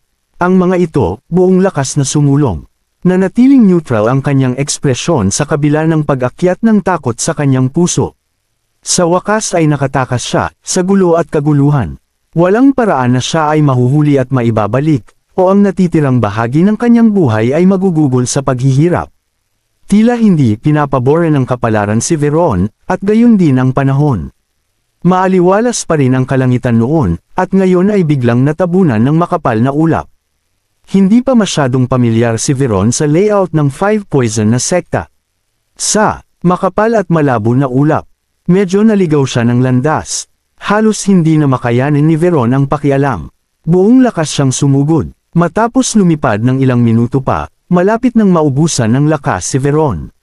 Basang-basa sa pawis, dumaong siya sa tuktok ng bundok na nadatnan niya para magpahinga, gayon din upang mas makita ang kanyang paligid. Hingal, habang nanlilisik ang kanyang paningin, hindi napigilan ni Veron ang kanyang matalim na pagpasok ng hangin. Bumagsak ang puso niya sa tiyan niya. O anak, mabuti at maayos siyang nawala sa pagkakataong ito. Ang tanging nakikita niya ay walang katapusang mga bundok. Ang bawat isa sa kanila ay tumagos sa kalangitan, na nagmumukhang malaki at matangkad. Sa sobrang kapal ng hamog, halos imposibleng makita ang kanyang dinadaanan. Walang nagawa si Veron kundi ang tumitig na blanka ang kanyang isipan. Maya-maya lang, muling umalangaw-ngaw ang mga yabag sa likod niya. Nakita niya na nahuli na naman ng 5 lason sect na disipulo. Diyos, mahirap bang kiligin ang mga taong ito? Sa tunog ng mga yabag, hindi nagatubili si Veron. Sa halip ay nakita niya ang pinakamalapit na daanan ng bundok sa kanya, at lumipad patungo sa direksyon nito. Sinusubukan pa rin niyang tumakas. Nakakatakbo. Talaga ang babaeng ito. Bilasan mo, hindi pa siya masyadong nakakalayo. Ang 5 poison sect na mga disipulo ay ganap na galit. Umuungol sila habang umaakyat sa direksyon ni Veron. Si Veron ay napagod na sa paglalakbay noon. Ang hamog sa paligid niya ay naging imposibleng sabihin ang hilaga mula sa timog, at ang ilang libong miyembro ng 5 poison sect na sumusunod malapit sa likuran ay nagpalola. Sa mga sitwasyong ito, walang pagpipilian si Veron kundi tumakbo ng bulag. Sa kalaunan, siya ay hinabol sa gilid ng isang bangin. Ito ay masama. Nang makarating sa gilid ng bangin, napagtanto ni Veron kung gaano siya kataas. Nanginginig siya, napatigil ang kanyang mga hakbang. Namula ang mukha niya sa kawalan ng pag-asa. Wala nang mapupuntahan ngayon. Paano ito nangyari? Ito ba ang kapalaran? Dito ba siya mamamatay ngayon? Habang nag-iisip ang kanyang puso, nagdilim ang mga mata ni Veron. Haha, noon lang naabutan ng ilang libong 5 poison sect na disipulo mula sa likuran. Tiningnan nila ng isang beses ang eksenang nasa harapan nila at matagumpay silang tumawa. Kabanata 4,003. Hindi na tumatakbo, nakita ko. Bakit ka huminto? Ito ang karma, Veron lang. Pinagtaksilan mo ang sect master at inatake siya ng walang babala, at ngayon ay wala ka ng matatakbuhan. Ito ang presyong kailangan mong bayaran, nagsisilbi sa iyo ng tama. Tama, sumunod ka sa amin, at harapin ang hatol na ipapataw sa iyo ng sect master. Ang pangungutya ng karamihan ay umalangaw-ngaw. Bakas sa mukha ni Veron ang galit at galit. Kinagat niya ang kanyang labi, nakaharap sa karamihan ng mga disipulo ng 5 poison na sekta. Bigla niyang malamig na sinabi, pinagtaksilan ko si Skylar Blanc. Pinatay niya ang aking ina. Iyong bagay na iyon ay halos hindi mapapatawad. Ako ay gumagawa ng isang pabor sa kanya ngayon lamang sa pamamagitan ng pagliligtas sa kanyang buhay. Babalik na kasama ang marami. Mas gugustuhin ko pang mamatay bago mangyari iyon. Sa isang iglap, sumugod si Veron sa karamihan. Palibutan mo siya. Oo, sabay-sabay nating tambangan siya. Nang makita si Veron na nangangahas pa ring gumanti sa puntong ito, nagsimulang makipaglaban sa kanya ang mga disipulo sa malakas na sigaw. Mapapamahalaan pa rin ito para kay Veron noong una, ngunit mabilis itong nagbago. Nagsisimula na ring mawala ng pasensya ang mga disipulo. Napakarami sa kanila ang lumalaban sa isang babae at nagtatagal pa rin. Nakakahiya, hindi ito magagawa, gamitin natin ang lason na surot. May sumigaw sa gitna ng kerfuffle. Tila, sumang-ayon ang lahat, bawat isa sa kanila ay kumuha ng malaking gagamba sa kanilang katawan at itinapon ito sa direksyon ni Veron. Ang mga gagamba ay kasing laki ng kamao at madilim na pula ang kulay. May hugis silang gasuklay sa kanilang likuran. Ang gagamba ay tinawag na Blood Widow, isang makamandag na insekto na matatagpuan lamang sa 5 poison na sekta. Ang 5 poison na sekta ay ang pinakabihasa sa lason, at iyon ay walang pinagkaiba sa pabahay ng mga makamandag na nilalang. Bawat makamandag na nilalang na kanilang tinitirhan ay sapat na nakakatakot, upang magdala ng takot sa bansa, lalo na ang dugong balo. Ito ay itinuturing na isa sa mga pinakamasamang nilalang. Ang isang kagat mula sa Blood Widow ay sapat na upang magpadala ng lason nito sa mga ugat ng puso, na kumalat sa buong katawan. Maaari pa itong makaapekto sa pag-iisip ng isang tao, na nagiging sanhi ng pagkawalan ng kanilang isip. Ligtas na sabihin na ang Blood Widow ay sapat na nakakatakot. Nag-alab ang mga mata ni Veron sa mas matinding galit sa nakitang nasa harapan niya. Ang 5 lason na sekta ng mga disipulong ito ay tunay na lumampas, gamit ang mga makamandag na insekto upang mabayaran ang kanilang sariling kawalan ng kakayahan. Ang mga spider na ito ay walang iba kundi masama, ito ay nakamamatay na mahalaga na. Magpatuloy ng may pag-iingat, habang nagbubulong-bulungan si Veron sa sarili, sunod-sunod na pagsirit ang mga Blood Widows. Ang kamandag ay lumipad mula sa kanilang mga pangil habang sila ay sumusulpot. Sa nalalapit na pag-atake, walang pagpipilian si Veron kundi tawagan ang kanyang mahabang sable. Naglaslas siya sa kaliwa at kanan, hinaranggan ang paparating na pag-atake ng mga Blood Widow. Bilang miyembro ng Hidden Hero na sekta, si Veron ay higit pa sa sanay sa mga espada. Ang Blood Widows ay walang pagkakataon na kumapit sa ilalim ng pag-ikot ng kanyang mahabang sable. Ngunit kalaunan ay nagsimulang hamina ang kanyang lakas, at nagsimulang bumagal ang kamay ni Veron. Sa wakas, nakita ng ilang Blood Widows ang pagkakataon at sumugod. Mula sa likuran, ang isa sa kanila ay dumapo sa likod ni Veron, ibinaon ang mga pangil nito sa sagpong ng kanyang balikat habang ikinakalat nito ang kamandag nito. Sa isang iglap, naramdaman ni Veron na gumuhit ng kumpletong blanko ang kanyang isip. Nagsimulang damaloy ang pamamanhid sa kanyang katawan. Napalunok si Veron, alam niyang nalasan siya. Pinandilatan niya siya ng may galit na ikinagagalit ng ilang Blood Widows sa kanya. Ngunit ang kanyang katawan ay nagsimulang manginig, at halos hindi niya mahawakan ang kanyang sarili. Haha, ang mga nakapaligid na disipulo ay nagwagi sa wakas, na tumatawa sa tuwa. Nalasan ka ng Blood Widow, Veron lang. Babalik na kasama ang marami. Isuko mo na, itigil mo na ang paghihirap. Walang katapusan na nagdilim ang mukha ni Veron sa kanilang mga pangungutya. Mga kasuklam-suklam na walang kabuluhan. Umalis kayo sa harap ko. Noon lang, napaungol si Veron sa hangin. Sa lahat ng lakas na natitira sa kanyang katawan, siya ay pumutok ng isang huling alon ng enerhiya sa hangin, itinulak ang karamihan sa kanyang harapan palayo. Ang alon ay tumawag sa isang nakakabinging sigaw. Ang tanging nakikita lang ay ang katawan ni Veron na nanginginig, bago tumalsik ang sariwang dugo mula sa kanyang bibig. Ang pagkilos na iyon ay mahusay at tunay na naubos ang huling panloob na enerhiya sa kanyang katawan. Ang mga disipulo ng 5 sekta ng lason ay hindi naapektuhan. Sila, masyadong, pasuray-suray pa atros bilang isang resulta. Walang pag-aalinlangan, nagpa siya si Veron. Sinamantala niya ang pagkakataong lumingon sa kanya, sumisid sa bangin. Si Veron ay matagal ng isang mandirigma. Mamamatay muna siya bago siya sumuko. Ano? Sa kanilang nakita, nagbago ang mga mukha ng lahat ng 5 disipulo ng sektang Lason. Sumugod sila sa pagtatangkang pigilan siya, ngunit huli na ang lahat. Kabanata 4:4. Hindi nagtagal, nanimbalik ang mga tao sa kanilang katinuan at nagmadaling pumunta sa gilid ng bangin. Nakita nila ang makapal na fog at ang bangin ay halos walang kalaliman. Paano kaya nila makikita ang katawan ni Veron? Sa puntong iyon, ang mga disipulo ng Five Poison na sekta ay lumingon sa isa't isa at naging solemn na ang kanilang mga mukha. Iba talaga ang babaeng ito. Oo, nalasan na siya ng Blood Widow. Malapit na namin siyang mahuli at lumipad na siya ng ganoon. Ayos lang. I bet she's dead after falls from here. Bumalik tayo para magsumbong sa sect master.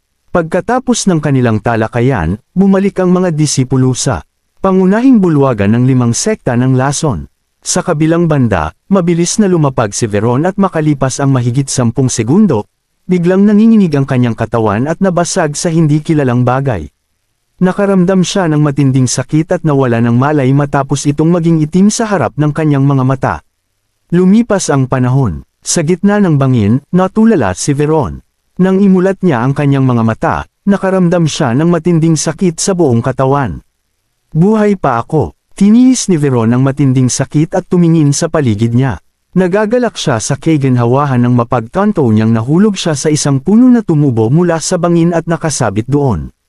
Gayunpaman, kasabay nito, nakaramdam din ng panlulumo si Veron. Kitang-kita niya ang laso ng Blood Widow na umabot sa kanyang puso at nagsimulang manhid ang kanyang katawan. So paano kung hindi ako nahulog sa aking kamatayan? Sa huli, ako pa rin ang lason hanggang mamatay. Whoosh! Huminga ng malalim si Veron at tumingin sa ibaba. Nakakita siya ng pinahabang platform ng bato mga 12 metro sa ibaba.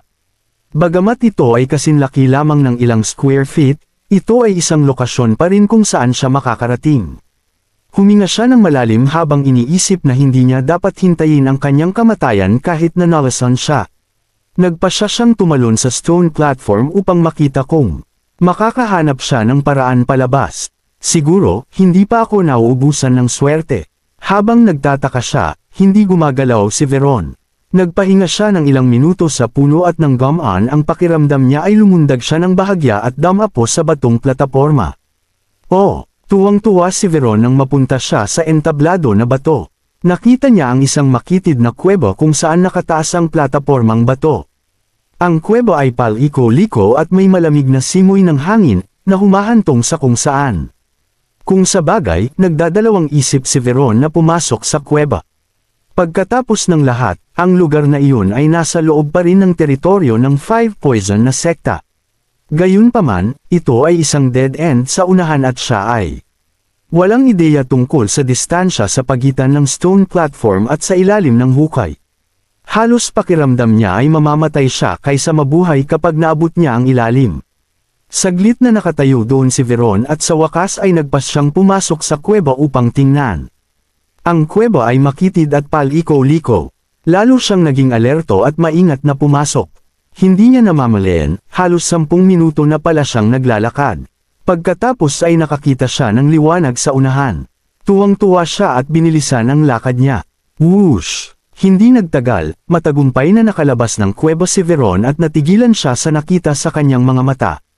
Ito ay isang magandang tanawin ng isang lambak, na may isang tahimik na kagubatan sa unahan, mga bulaklak na pumupuno sa pastulan sa tabi nito, at isang ilog kung saan ang gurgling stream ay kristal.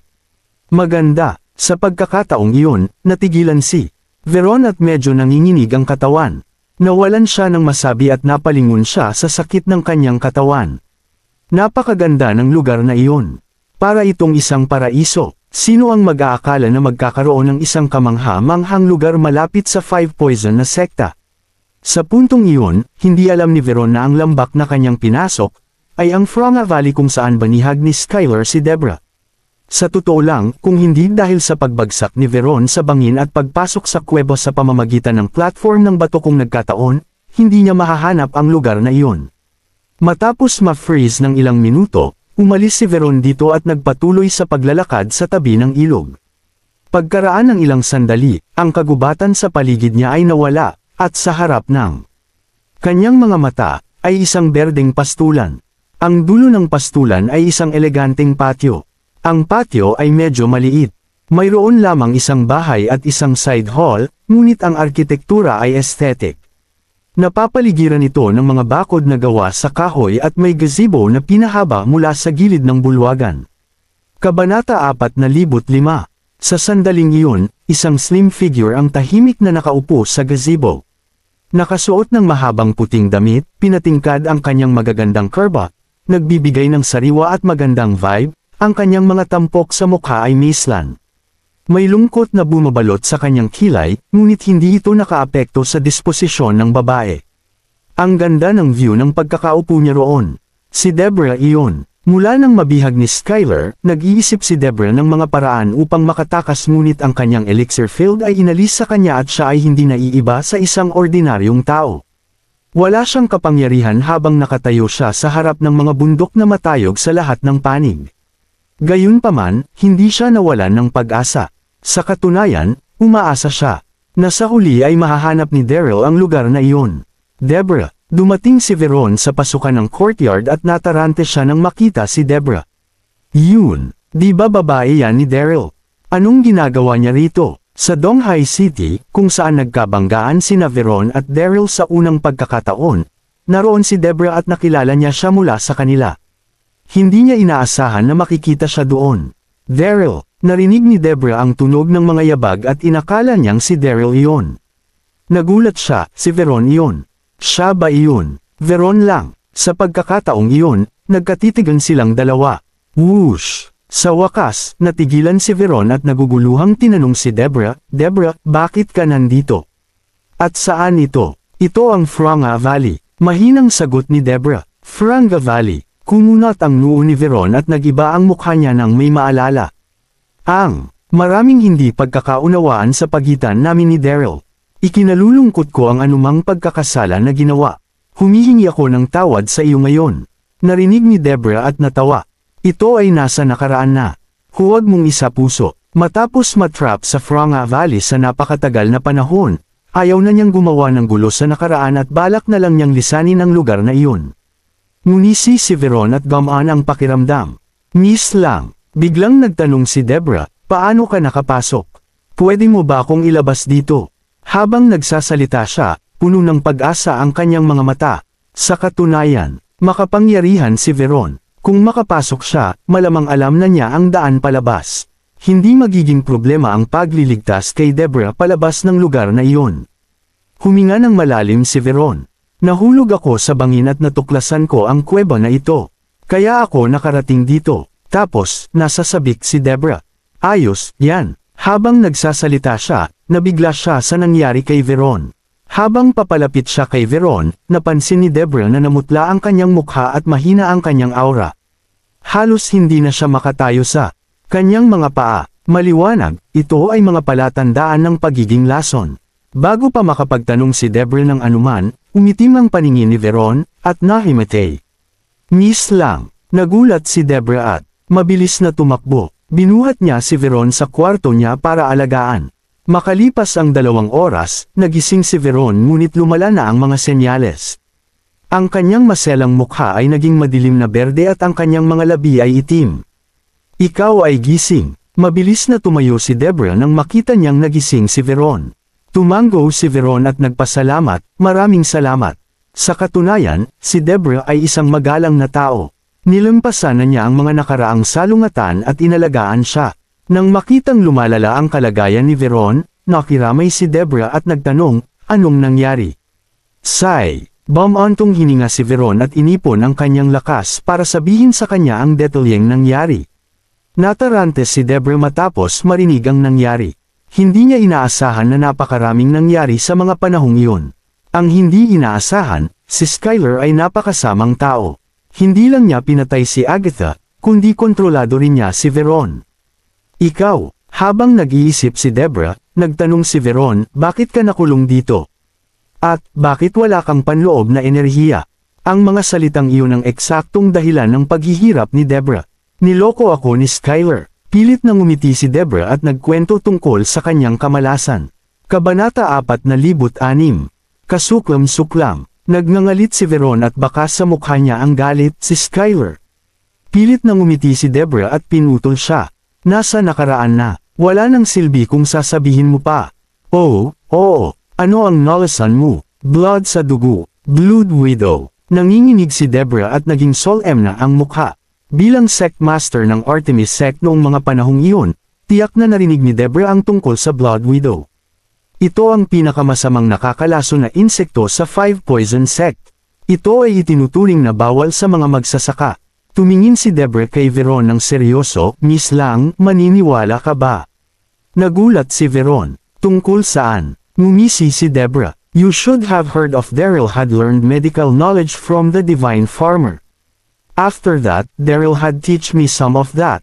Kahit na hindi ko pa natutuklasan ang panlunas para sa Blood Widow, maraming uri ng halaman dito sa Franga Valley. Kung naniniwala ka sa akin, gusto kong bumuo ng antidote. Puno siya ng sinseridad nang magsalita siya. Kung tutusin, hindi niya gusto si Veron, ngunit pagkatapos na putulin ni Skyler at makitang napakaawa si Veron, naawa siya at nagpas siyang bigyan siya ng kamay. Higit sa lahat, ang pagtrato kay Veron ay parang pagliligtas sa sarili. Kung tutusin, kailangan niyang umasa kay Veron para umalis sa lugar na iyon. Malaki, bakit hindi ako maniniwala sa iyo? Napatingin tuloy si Veron sa kanya na naging asul at pilit na ngumiti. Nagkaganito na ako, tiyak na mamamatay ako kapag hindi natin sisimulan ang paghanap ng lunas. Huwag kang mag-alala, kahit na hindi ka makagawa ng antidote, hindi kita masisisi. Whoosh! Nakahinga si Debra at ngumiti, pinapahiwatig si Veron na magpahinga. Pagkatapos, lumabas siya ng patio upang kunin ang ilan sa mga halaman. Di nagtagal, nakakuha si Debra ng 12 ng mga halamang gamot at sinindihan ang kalan sa kanyang silid upang gawin ang panlunas. Ang sining ng elixir ay dayuhan kay Debra at siya ay walang alam kung paano gumawa ng gamot. Gayunpaman, kaya pa rin niya ang simpleng pagpapakulo. Sa sandaling iyon, tahimik na nakahiga si Veron sa kama habang pinagmamasdan si Debra na tahimik sa pagluluto ng gamot. Na-touch siya at the same time. Si Debra ay dating sect master ng Artemis sect, at siya rin ang babae ni Daryl. Bukod dito, matagal nang ipinaalam ni Daryl sa mundo ng mga magsasaka ang kanyang mga nagawa sa Art of Elixir. Bilang kanyang babae, tiyak na magagawa ni Debra ang antidote. Sa wakas, lumipas ang kalahating oras at pinunasan ni Debra ang pawis sa kanyang noo at inilabas ang antidote. Sa sandaling iyon, napuno ang silid ng mga aromatic ng mga halamang gamot. Malaki, mabilis na handa ang gamot. Hindi maipaliwanag na naantig si Veron. Maingat na dinala ni Debra ang medicinal soup at sinabi kay Veron, ang mga halamang gamot na pinili ko, ay para pigilan ang lason. Sa tingin ko, magiging ayos lang iyon pero hindi rin ako buong sigurado. Naniniwala ako sa iyo. Humalaklak si Veron at nilagok ang medicinal soup.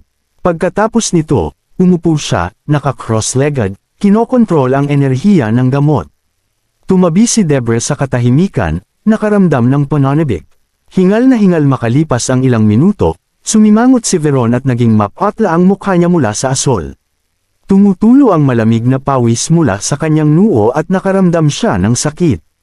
Miss Lang, nang makita ang nangyari, nagulat si Debra at nagmamadaling lumapit. Kumusta ka? Tiniis ni Veron ang sakit at pilit na ngumiti. Sa tingin ko ang antidote ay hindi gumagana. Ang lason sa aking katawan ay hindi napigilan, at sa turn, lumala. Habang nagsasalita siya, nakaramdam siya ng matinding sakit at hindi na niya ito matiis. Napayuko siya at nagsimulang manginig ang kanyang katawan. Sumama ang mukha niya. Yan, labis na natarante si Debra. Bakit naman mangyayari yun? Ang mga halamang gamot na pinili ko ay dapat napigilan ang lason. Bakit hindi sila gumana at lumalala naman ang kalagayan? Bukod sa pagkalito, nanghihinayang din si Debra. Naisip niya na siya ay walang ingat sa pagbuo ng antidote para kay Veron sa kabila ng hindi pagkakaroon ng anumang mga nakaraang tagumpay sa Art of Elixir. Anong gagawin ko? Kabanata 4,007. Masakit. Mahinang sabi ni Veron. Sobrang sakit. Mamamatay na ba ako, Debra? Tanong ni Veron. Ang kanyang tono ay malinaw na lamambat pagkatapos na alisin ang hindi pagkakaunawaan. Huminga ng malalim si Deborah at sinubukang aliwin si Veron. Huwag kang mag-alala, nangangako ako na ililigtas kita. Pinilit ni Deborah ang kanyang utak, sinusubukang alalahanin ang anumang maaaring makatulong kay Veron. Gayunpaman, walang maisip si Deborah na makakatulong sa pag-alis sa sitwasyong ito. Nakita ni Veron ang desperasyon sa mga mata ni Deborah, sa wakas ay naunawaan niya na wala ring magagawa si Deborah. Hindi naiwasang isipin ni Veron sa sarili, ito na ba ang kapalaran ko? Dito ba ako nakatakdang mamatay? Kitang-kita ni Veron kung paano pinamamamanhid ng lason ang kanyang vital organs, ramdam niya ang pagkawala ng init ng kanyang dugo at may hindi kilalang sakit na nagmumula sa kung saan mula sa kanyang katawan. Sa wakas ay hindi na nakayanan ni Veron at namilipit siya sa sakit na pahagulgul sa sahig. Nagulat si Deborah kay Veron, "Veron, ayos ka lang ba?" Biglang naging kulay berde ang iris ni Veron. Para siyang sinapian ng kung ano. Hindi maaaring malaman ni Deborah na ang lason ay nakakaapekto na sa sistema ng nerbiyos ni Veron at unti-unting ngunit tiyak na nawawala ang pagkakahawak niya sa realidad. Bago pa makapag-react si Deborah, biglang umupo si Veron, lumabas ang kamay niya, at hinawakan ang mga kamay ni Deborah. Si Deborah, kung wala ang kanyang panloob na enerhiya, ay hindi naiiba sa isang normal na tao. Walang paraan na makapag-react siya sa oras para iwasan ang biglaang pagkilos ni Veron. "Miss Lang, huminahon ka," sabi ni Deborah. Natakot din si Deborah sa biglaang pagbabago ng ugali ni Veron gayunpaman, sinubukan pa rin niyang pakalmehan ng maayos si Veron, "Kailangan mong maniwala sa akin. Ginagawa ko ang lahat para matulungan ka." Agad namang nagsisi si Deborah sa sinabi nito, sinisisi niya ang sarili sa nangyari. Sinisimulan na ni Deborah na ma-miss si Daryl. Tiyak na alam niya kung paano gamutin ang lason. "Deborah, hindi kita sinusubukang saktan. Ako, sinusubukan ko lang na ibigay sa iyo ang aking panloob na enerhiya," mahinang sabi ni Veron. "Alam kong wala na akong pag-asa. Gayunpaman, hindi ko gustong mamatay ng ganito. Hindi ko ito matatanggap. Nawalan ka ng kapangyarihan dahil kay Skylar. Kung bibigyan kita ng lakas ng loob, makakaalis ka sa lugar na ito," paliwanag ni Veron. Alam ni Veron na malapit na siyang mamatay, walang magagawa ang dalawa tungkol doon. Ang tanging paraan para makapaghiganti siya kay Skylar ay sa pamamagitan ng pagbibigay ng lahat ng kanyang panloob na enerhiya kay Deborah. Sa wakas ay mamamatay si Veron ng mapayapa kung alam niyang maghihiganti si Deborah para sa kanya. "Ano?" Nagulat si Deborah sa sinabi ni Veron. "Paano ko kukunin ang isang bagay na napakahalaga mula sa kanya?" Naisip ni Deborah. Umiling si Deborah at sinabing, "Miss Lang, huwag ka munang sumuko, may pag-asa pa. Mas kilala ko ang sarili ko kaysa kanino man. Huwag kang maawa sa akin. Ginagawan mo ako ng pabor, sa pamamagitan ng pagtiyak na ang aking kamatayan ay magiging makabuluhan," ani Veron. "Alam mo rin na ang lason na ito ay dahan-daw ang makakaapekto sa aking utak. Kung mawawalan ako ng kontrol sa sarili ko, hindi lang ako mamamatay, pati ikaw ay masasaktan ko. Ito ang aking namamatay na hiling, natanggapin mo ang lahat ng aking panloob na lakas. Hindi ka magiging malupit para tanggihan ang huling hiling ng isang naghihingalong babae, hindi ba?" Mahinahong tanong ni Veron. Alam ni Veron na walang ibang paraan. Huminga ng malalim si Deborah, alam niyang ito ang realidad na kailangan niyang harapin. "Miss Lang, dapat mong malaman na ang aking elixir field ay nawasak. Maliban kung mayroon kang anumang paraan upang ayusin ito, walang paraan na matatanggap ko ang alinman sa iyong panloob na enerhiya," paliwanag ni Deborah. Pinigilan ni Veron si Deborah at sinabing, "Deborah, dito ka nagkakamali. Mayroong isang lihim na pamamaraan na ipinasa sa Hidden Hero na sekta. Ito ay tinatawag na Reversal of the Universal Powers. Kahit na ikaw ay isang normal na tao, sa pamamaraang ito, matatanggap mo ang buong kapangyarihan ng taong nauna sa iyo." Kabanata 4:8. Nagulat si Deborah sa sinabi ni Veron. Mayroon bang ganitong pambihirang pamamaraan? Pinagmasdan ni Deborah si Veron habang hawak ng mahigpit ang palso ni Deborah sa isang kamay at dahan-daw ang tinatakpan ng isa niyang kamay ang tiyan ni Deborah. Biglang, nagsimulang manginig si Deborah nang maramdaman niya ang daloy ng malakas na enerhiya na dumadaloy sa kanyang katawan sa pamamagitan ng kamay ni Veron. "Miss Lang, pakiusap, may pag-asa pa para sa iyo," bulalas ni Deborah habang sinusubukang kumawala sa pagkakahawak ni Veron. Gayunpaman, kung wala ang kanyang panloob na enerhiya, walang paraan na makakatakas si Deborah sa pagkakahawak ni Veron. Deborah, walang pag-asa para sa akin, ang hinihiling ko lang ay pagkatapos na manahin ang aking kapangyarihan, gagawin mo ang iyong makakaya upang lipulin ang vermin, Skylar. Sabi ni Veron habang patuloy ang paglilipat ng kanyang panloob na enerhiya kay Deborah. Gayun din, siguraduhin mong ang siyam na pangunahing kontinente ay malaya sa panghihimasok ng mga makajos na rehiyon, dagdag ni Veron. Habang sinasabi ang mga huling salita ni Veron, inilipat ni Veron ang lahat ng kanyang panloob na enerhiya kay Deborah, ang kanyang mga aksyon ay nagdulot ng marahas na pagbagso ng hangin sa looban. Ang natitirang enerhiya mula sa paglipat ay nagmula sa mga kamay ni Veron at nabuo ang mga bagso ng marahas na hangin, na napunit sa looban.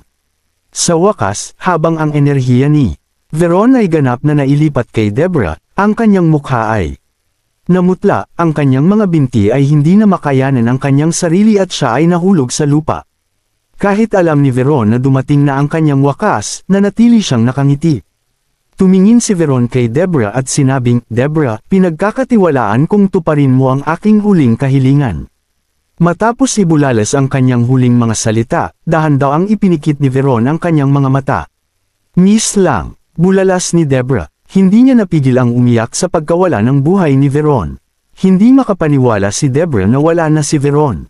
Sinubukan niyang lumakad at tulungan si Veron ngunit sa pagtayo niya ay bigla niyang naramdaman ang marahas na enerhiya na dumaloy sa kanyang katawan. Plus 5, bonus. Ang katawan ni Deborah, na hindi pamilyar sa dayuhang enerhiya na ito ay naging dahilan upang siya ay mawala ng malay bago niya magawa ang anumang bagay. Maya-maya ay unti-unting natauhan si Deborah. Agad na sinalubong si Deborah ng imahe ng mulata na katawan ni Veron na nakahiga sa kanyang harapan nang mamulat siya. Naging berde na ang mukha ni Veron at walang bakas ng buhay sa kanyang katawan. Miss lang, sigaw ni Deborah, nanginginig ang boses habang sumusugod at yamakap sa kanyang katawan sa kanyang mga bisig. Kahit na hindi masyadong malapit si Deborah kay Veron, ang pag-iisip na mamatay si Veron ay nagdulot pa rin ng malaking pagkabalisa kay Deborah. Tumulo ang mga luha sa mukha ni Deborah habang nagdadalamati sa pagkawala ni Veron. Makalipas ang ilang oras, tuluyang tumigil sa pag-iyak si Deborah at nanginginig na tumayo. Pumunta siya sa likod ng bakuran at naghukay ng butas. Pagkatapos nito, inilibing niya ang walang buhay na katawan ni Veron sa hukay. Pagkatapos noon, naupo si Deborah na naka-cross-legged sa tent at nagsimulang maging pamilyar sa dayuhang enerhiya na pumasok sa kanya. Nararamdaman ni Deborah ang isang surge ng purong enerhiya na bumabalot sa kanya. Nararamdaman niya ang kanyang sarili na nagiging mas malakas. Hindi nagsisinungaling si Veron nang sabihin niyang, ang reversal of the universal powers ay maaaring makatulong sa kanya na maibalik ang kanyang kapangyarihan. Pakiramdam niya ay bumalik siya sa diwan ng kaluluwa at higit pa habang hinihigop niya ang kapangyarihang inilipat sa kanya ni Veron. Napabuntong hininga si Deborah nang imulat niya ang kanyang mga mata. May isang flash ng determinasyon sa likod ng kanyang mga mata habang siya ay tumalon at lumipad palabas ng valley. Habang nangyayari ito, si Chester, ang mga Carters, at ilang miyembro ng Hidden Hero na sekta ay nakatayo sa isang maliit na burol na hindi kalayuan sa Five Poison na sekta. Lahat sila ay nag-aalalang tumingin sa paligid. Ang plano ay, si Veron ay babalik sa Five Poison na sekta at susubukan na palayain si Master Magera. Pagkatapos nito, dito sila magtitipon. Gayunpaman, lumipas na ang ilang mga oras na dapat na narito si Veron at wala hindi siya makita sa kahit saan. Natigilan si Dax at sinabing, bakit wala pa siya? Ito ba ay isang uri ng bitag? Nang matapos niya ang kanyang pangungusap, si Elder Fire at ang mga tao mula sa Hidden Hero na sekta ay kumunat ang noo sa sinabi ni Dax. Sumagot si Elder Fire, Master Dax, ano ba ang ibig mong sabihin na bitag? Wala ka bang tiwala sa amin, kahit na bahagi na kami ng iisang alyansa? Kasabay nito, lumingon din si Chester at sinabihan si Dax, Dax, mag-ingat ka sa mga salita mo. May mga bagay na dapat na nangyari, yung kaproblema. Hindi natin pwedeng maliitin si Skylar. Kabanata 4,900. Napakamot ng ulo si Dax at tumahimik. Ipinatawag ni Chester ang isang disipulo ng Eternal Life Palace sect sa kanyang tabi at inutusan, pumunta sa punong tanggapan ng Five Poison na sekta at tingnan kung may kakaiba. Tandaan na manatiling nakatago. Oo, guru, sagot ng disipulo habang tumatakbo. Patungo sa 5 Poison na sekta sa ilalim ng pagbabalat kayo ng gabi. Nararamdaman ng lahat ang pagtaas ng kanilang pagkabalisa habang pinapanood nila ang disipulong tumatakbo palabas sa gabi. Pakiramdam nila ay may masamang mangyayari. Makalipas ang kalahating oras, bumalik ang disipulo, humihingal siya at pawis na pawis, guru. So, anong nakita mo? Tanong ni Chester. Kasabay nito, ang tingin ng lahat sa burol ay nahulog sa disipulo, naghihintay sa kanyang mga obserbasyon.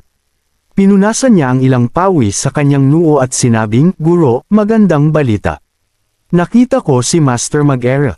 Nakikipaglaban sa sinaunang makamandag na alupihan sa itaas ng 5 sekta ng lason. Ang buong sekta ay nasa ilalim ng mahigpit na lockdown at narinig ko ang isang tao na nagsabi na si Skyler ay nasugatan ni Master Mag-era, sabi ng alagad. Ang espiritu ng lahat ay agad na nabuhay nang marinig nila ang mabuting balita. Nagkatinginan si Elder Fire at ang mga disipulo ng Hidden Hero na sekta. Hindi naiwasang itanong ni Elder Fire, at, may balita ba tungkol sa sect master natin? Napakamot ng ulo ang disipulo at sinabing, hindi, napakaraming nagbabantay sa sekta. Hindi ako maaaring manatili ng matagal, bago bumalik upang magulat. Agad na sumimangot si Elder Fire at ang iba, puno ng pag-aalala ang kanilang mga puso para sa kanilang sect master. Ibig sabihin ba nito ay may masamang nangyari sa kanilang sect master? Lahat ng mga disipulo ng Hidden Hero na sekta ay nagtanong sa kanilang sarili ng parehong tanong.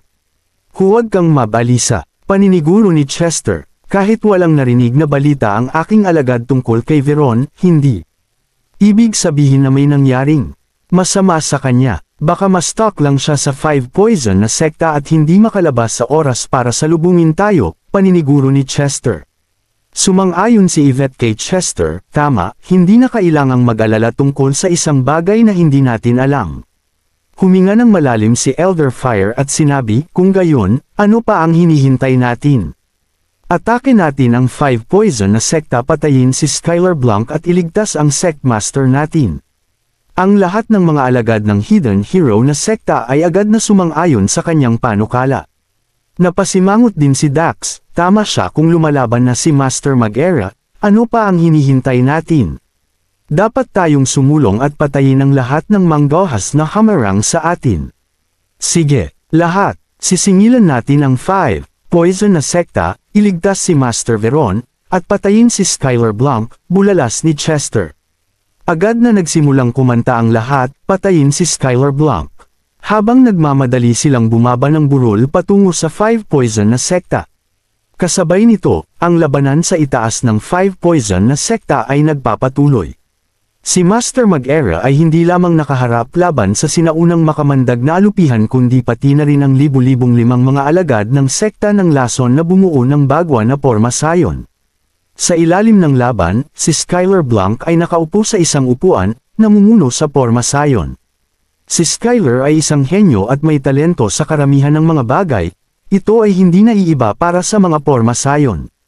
Ito ay pangalawang kalikasan para sa kanya habang kinokontrol niya ang porma sayon at binago ito ayon sa sitwasyong nasa kamay. Dahil dito, natrap si Master Mag-era sa porma sayon. Tinutuya ni Skyler Blanc si Master Mag-era na nasa itaas niya, Master Mag-era. Kahit na pinakawalan ka ni Veron mula sa Skyfin Chains, wala ka pa ring paraan para makatakas mula sa 5 Poison na sekta.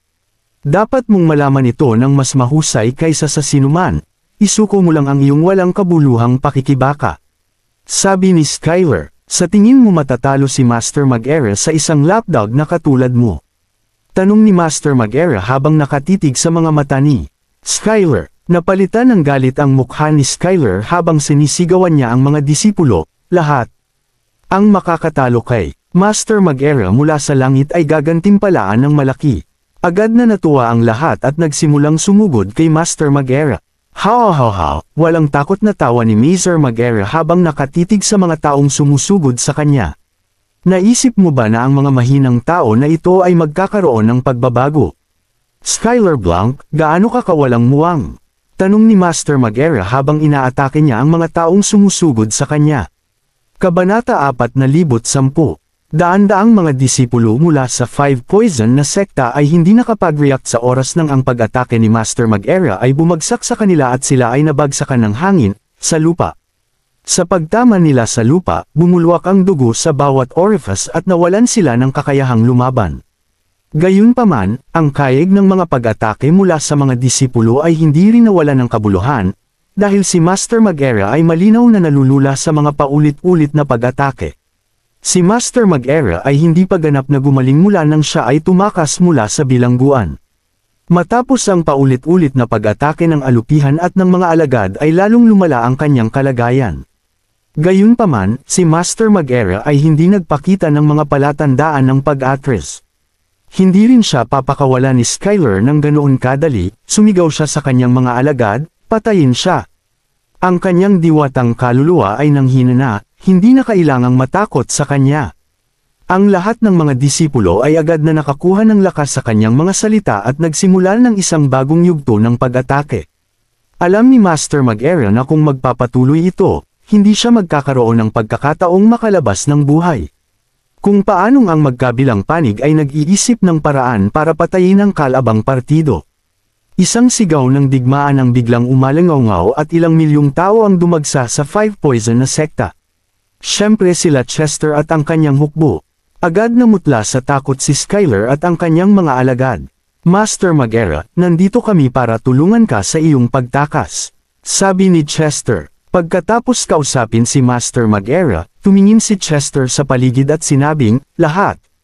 Patayin ang lahat mula sa Five Poison na sekta at lalo na si Skyler Blanc. Walang iwan na buhay. Ang bawat solong tao dito ay isang subordinate ng Archfiend Antigonus. Walang awa sa kanila. Oo, guru, sabi ng masa habang inilalabas nila ang kanilang mga armas at sinasalakay ang pinakamalapit na alagad mula sa Five Poison na sekta. Ang sorpresang pag-atake ni Chester at ng kanyang hukbo sa Five Poison na sekta ay talagang epektibo dahil ilang sandali pa lang ang lumipas at daan-daang ingrid disipulo ang naging biktima na nila. Chester, sabi ni Skyler. Bago pa makapagsalita si Skyler, pinutol siya ni Dax. Skyler Blanc, ngayon ang araw na mamatay kayo ng sekta mo.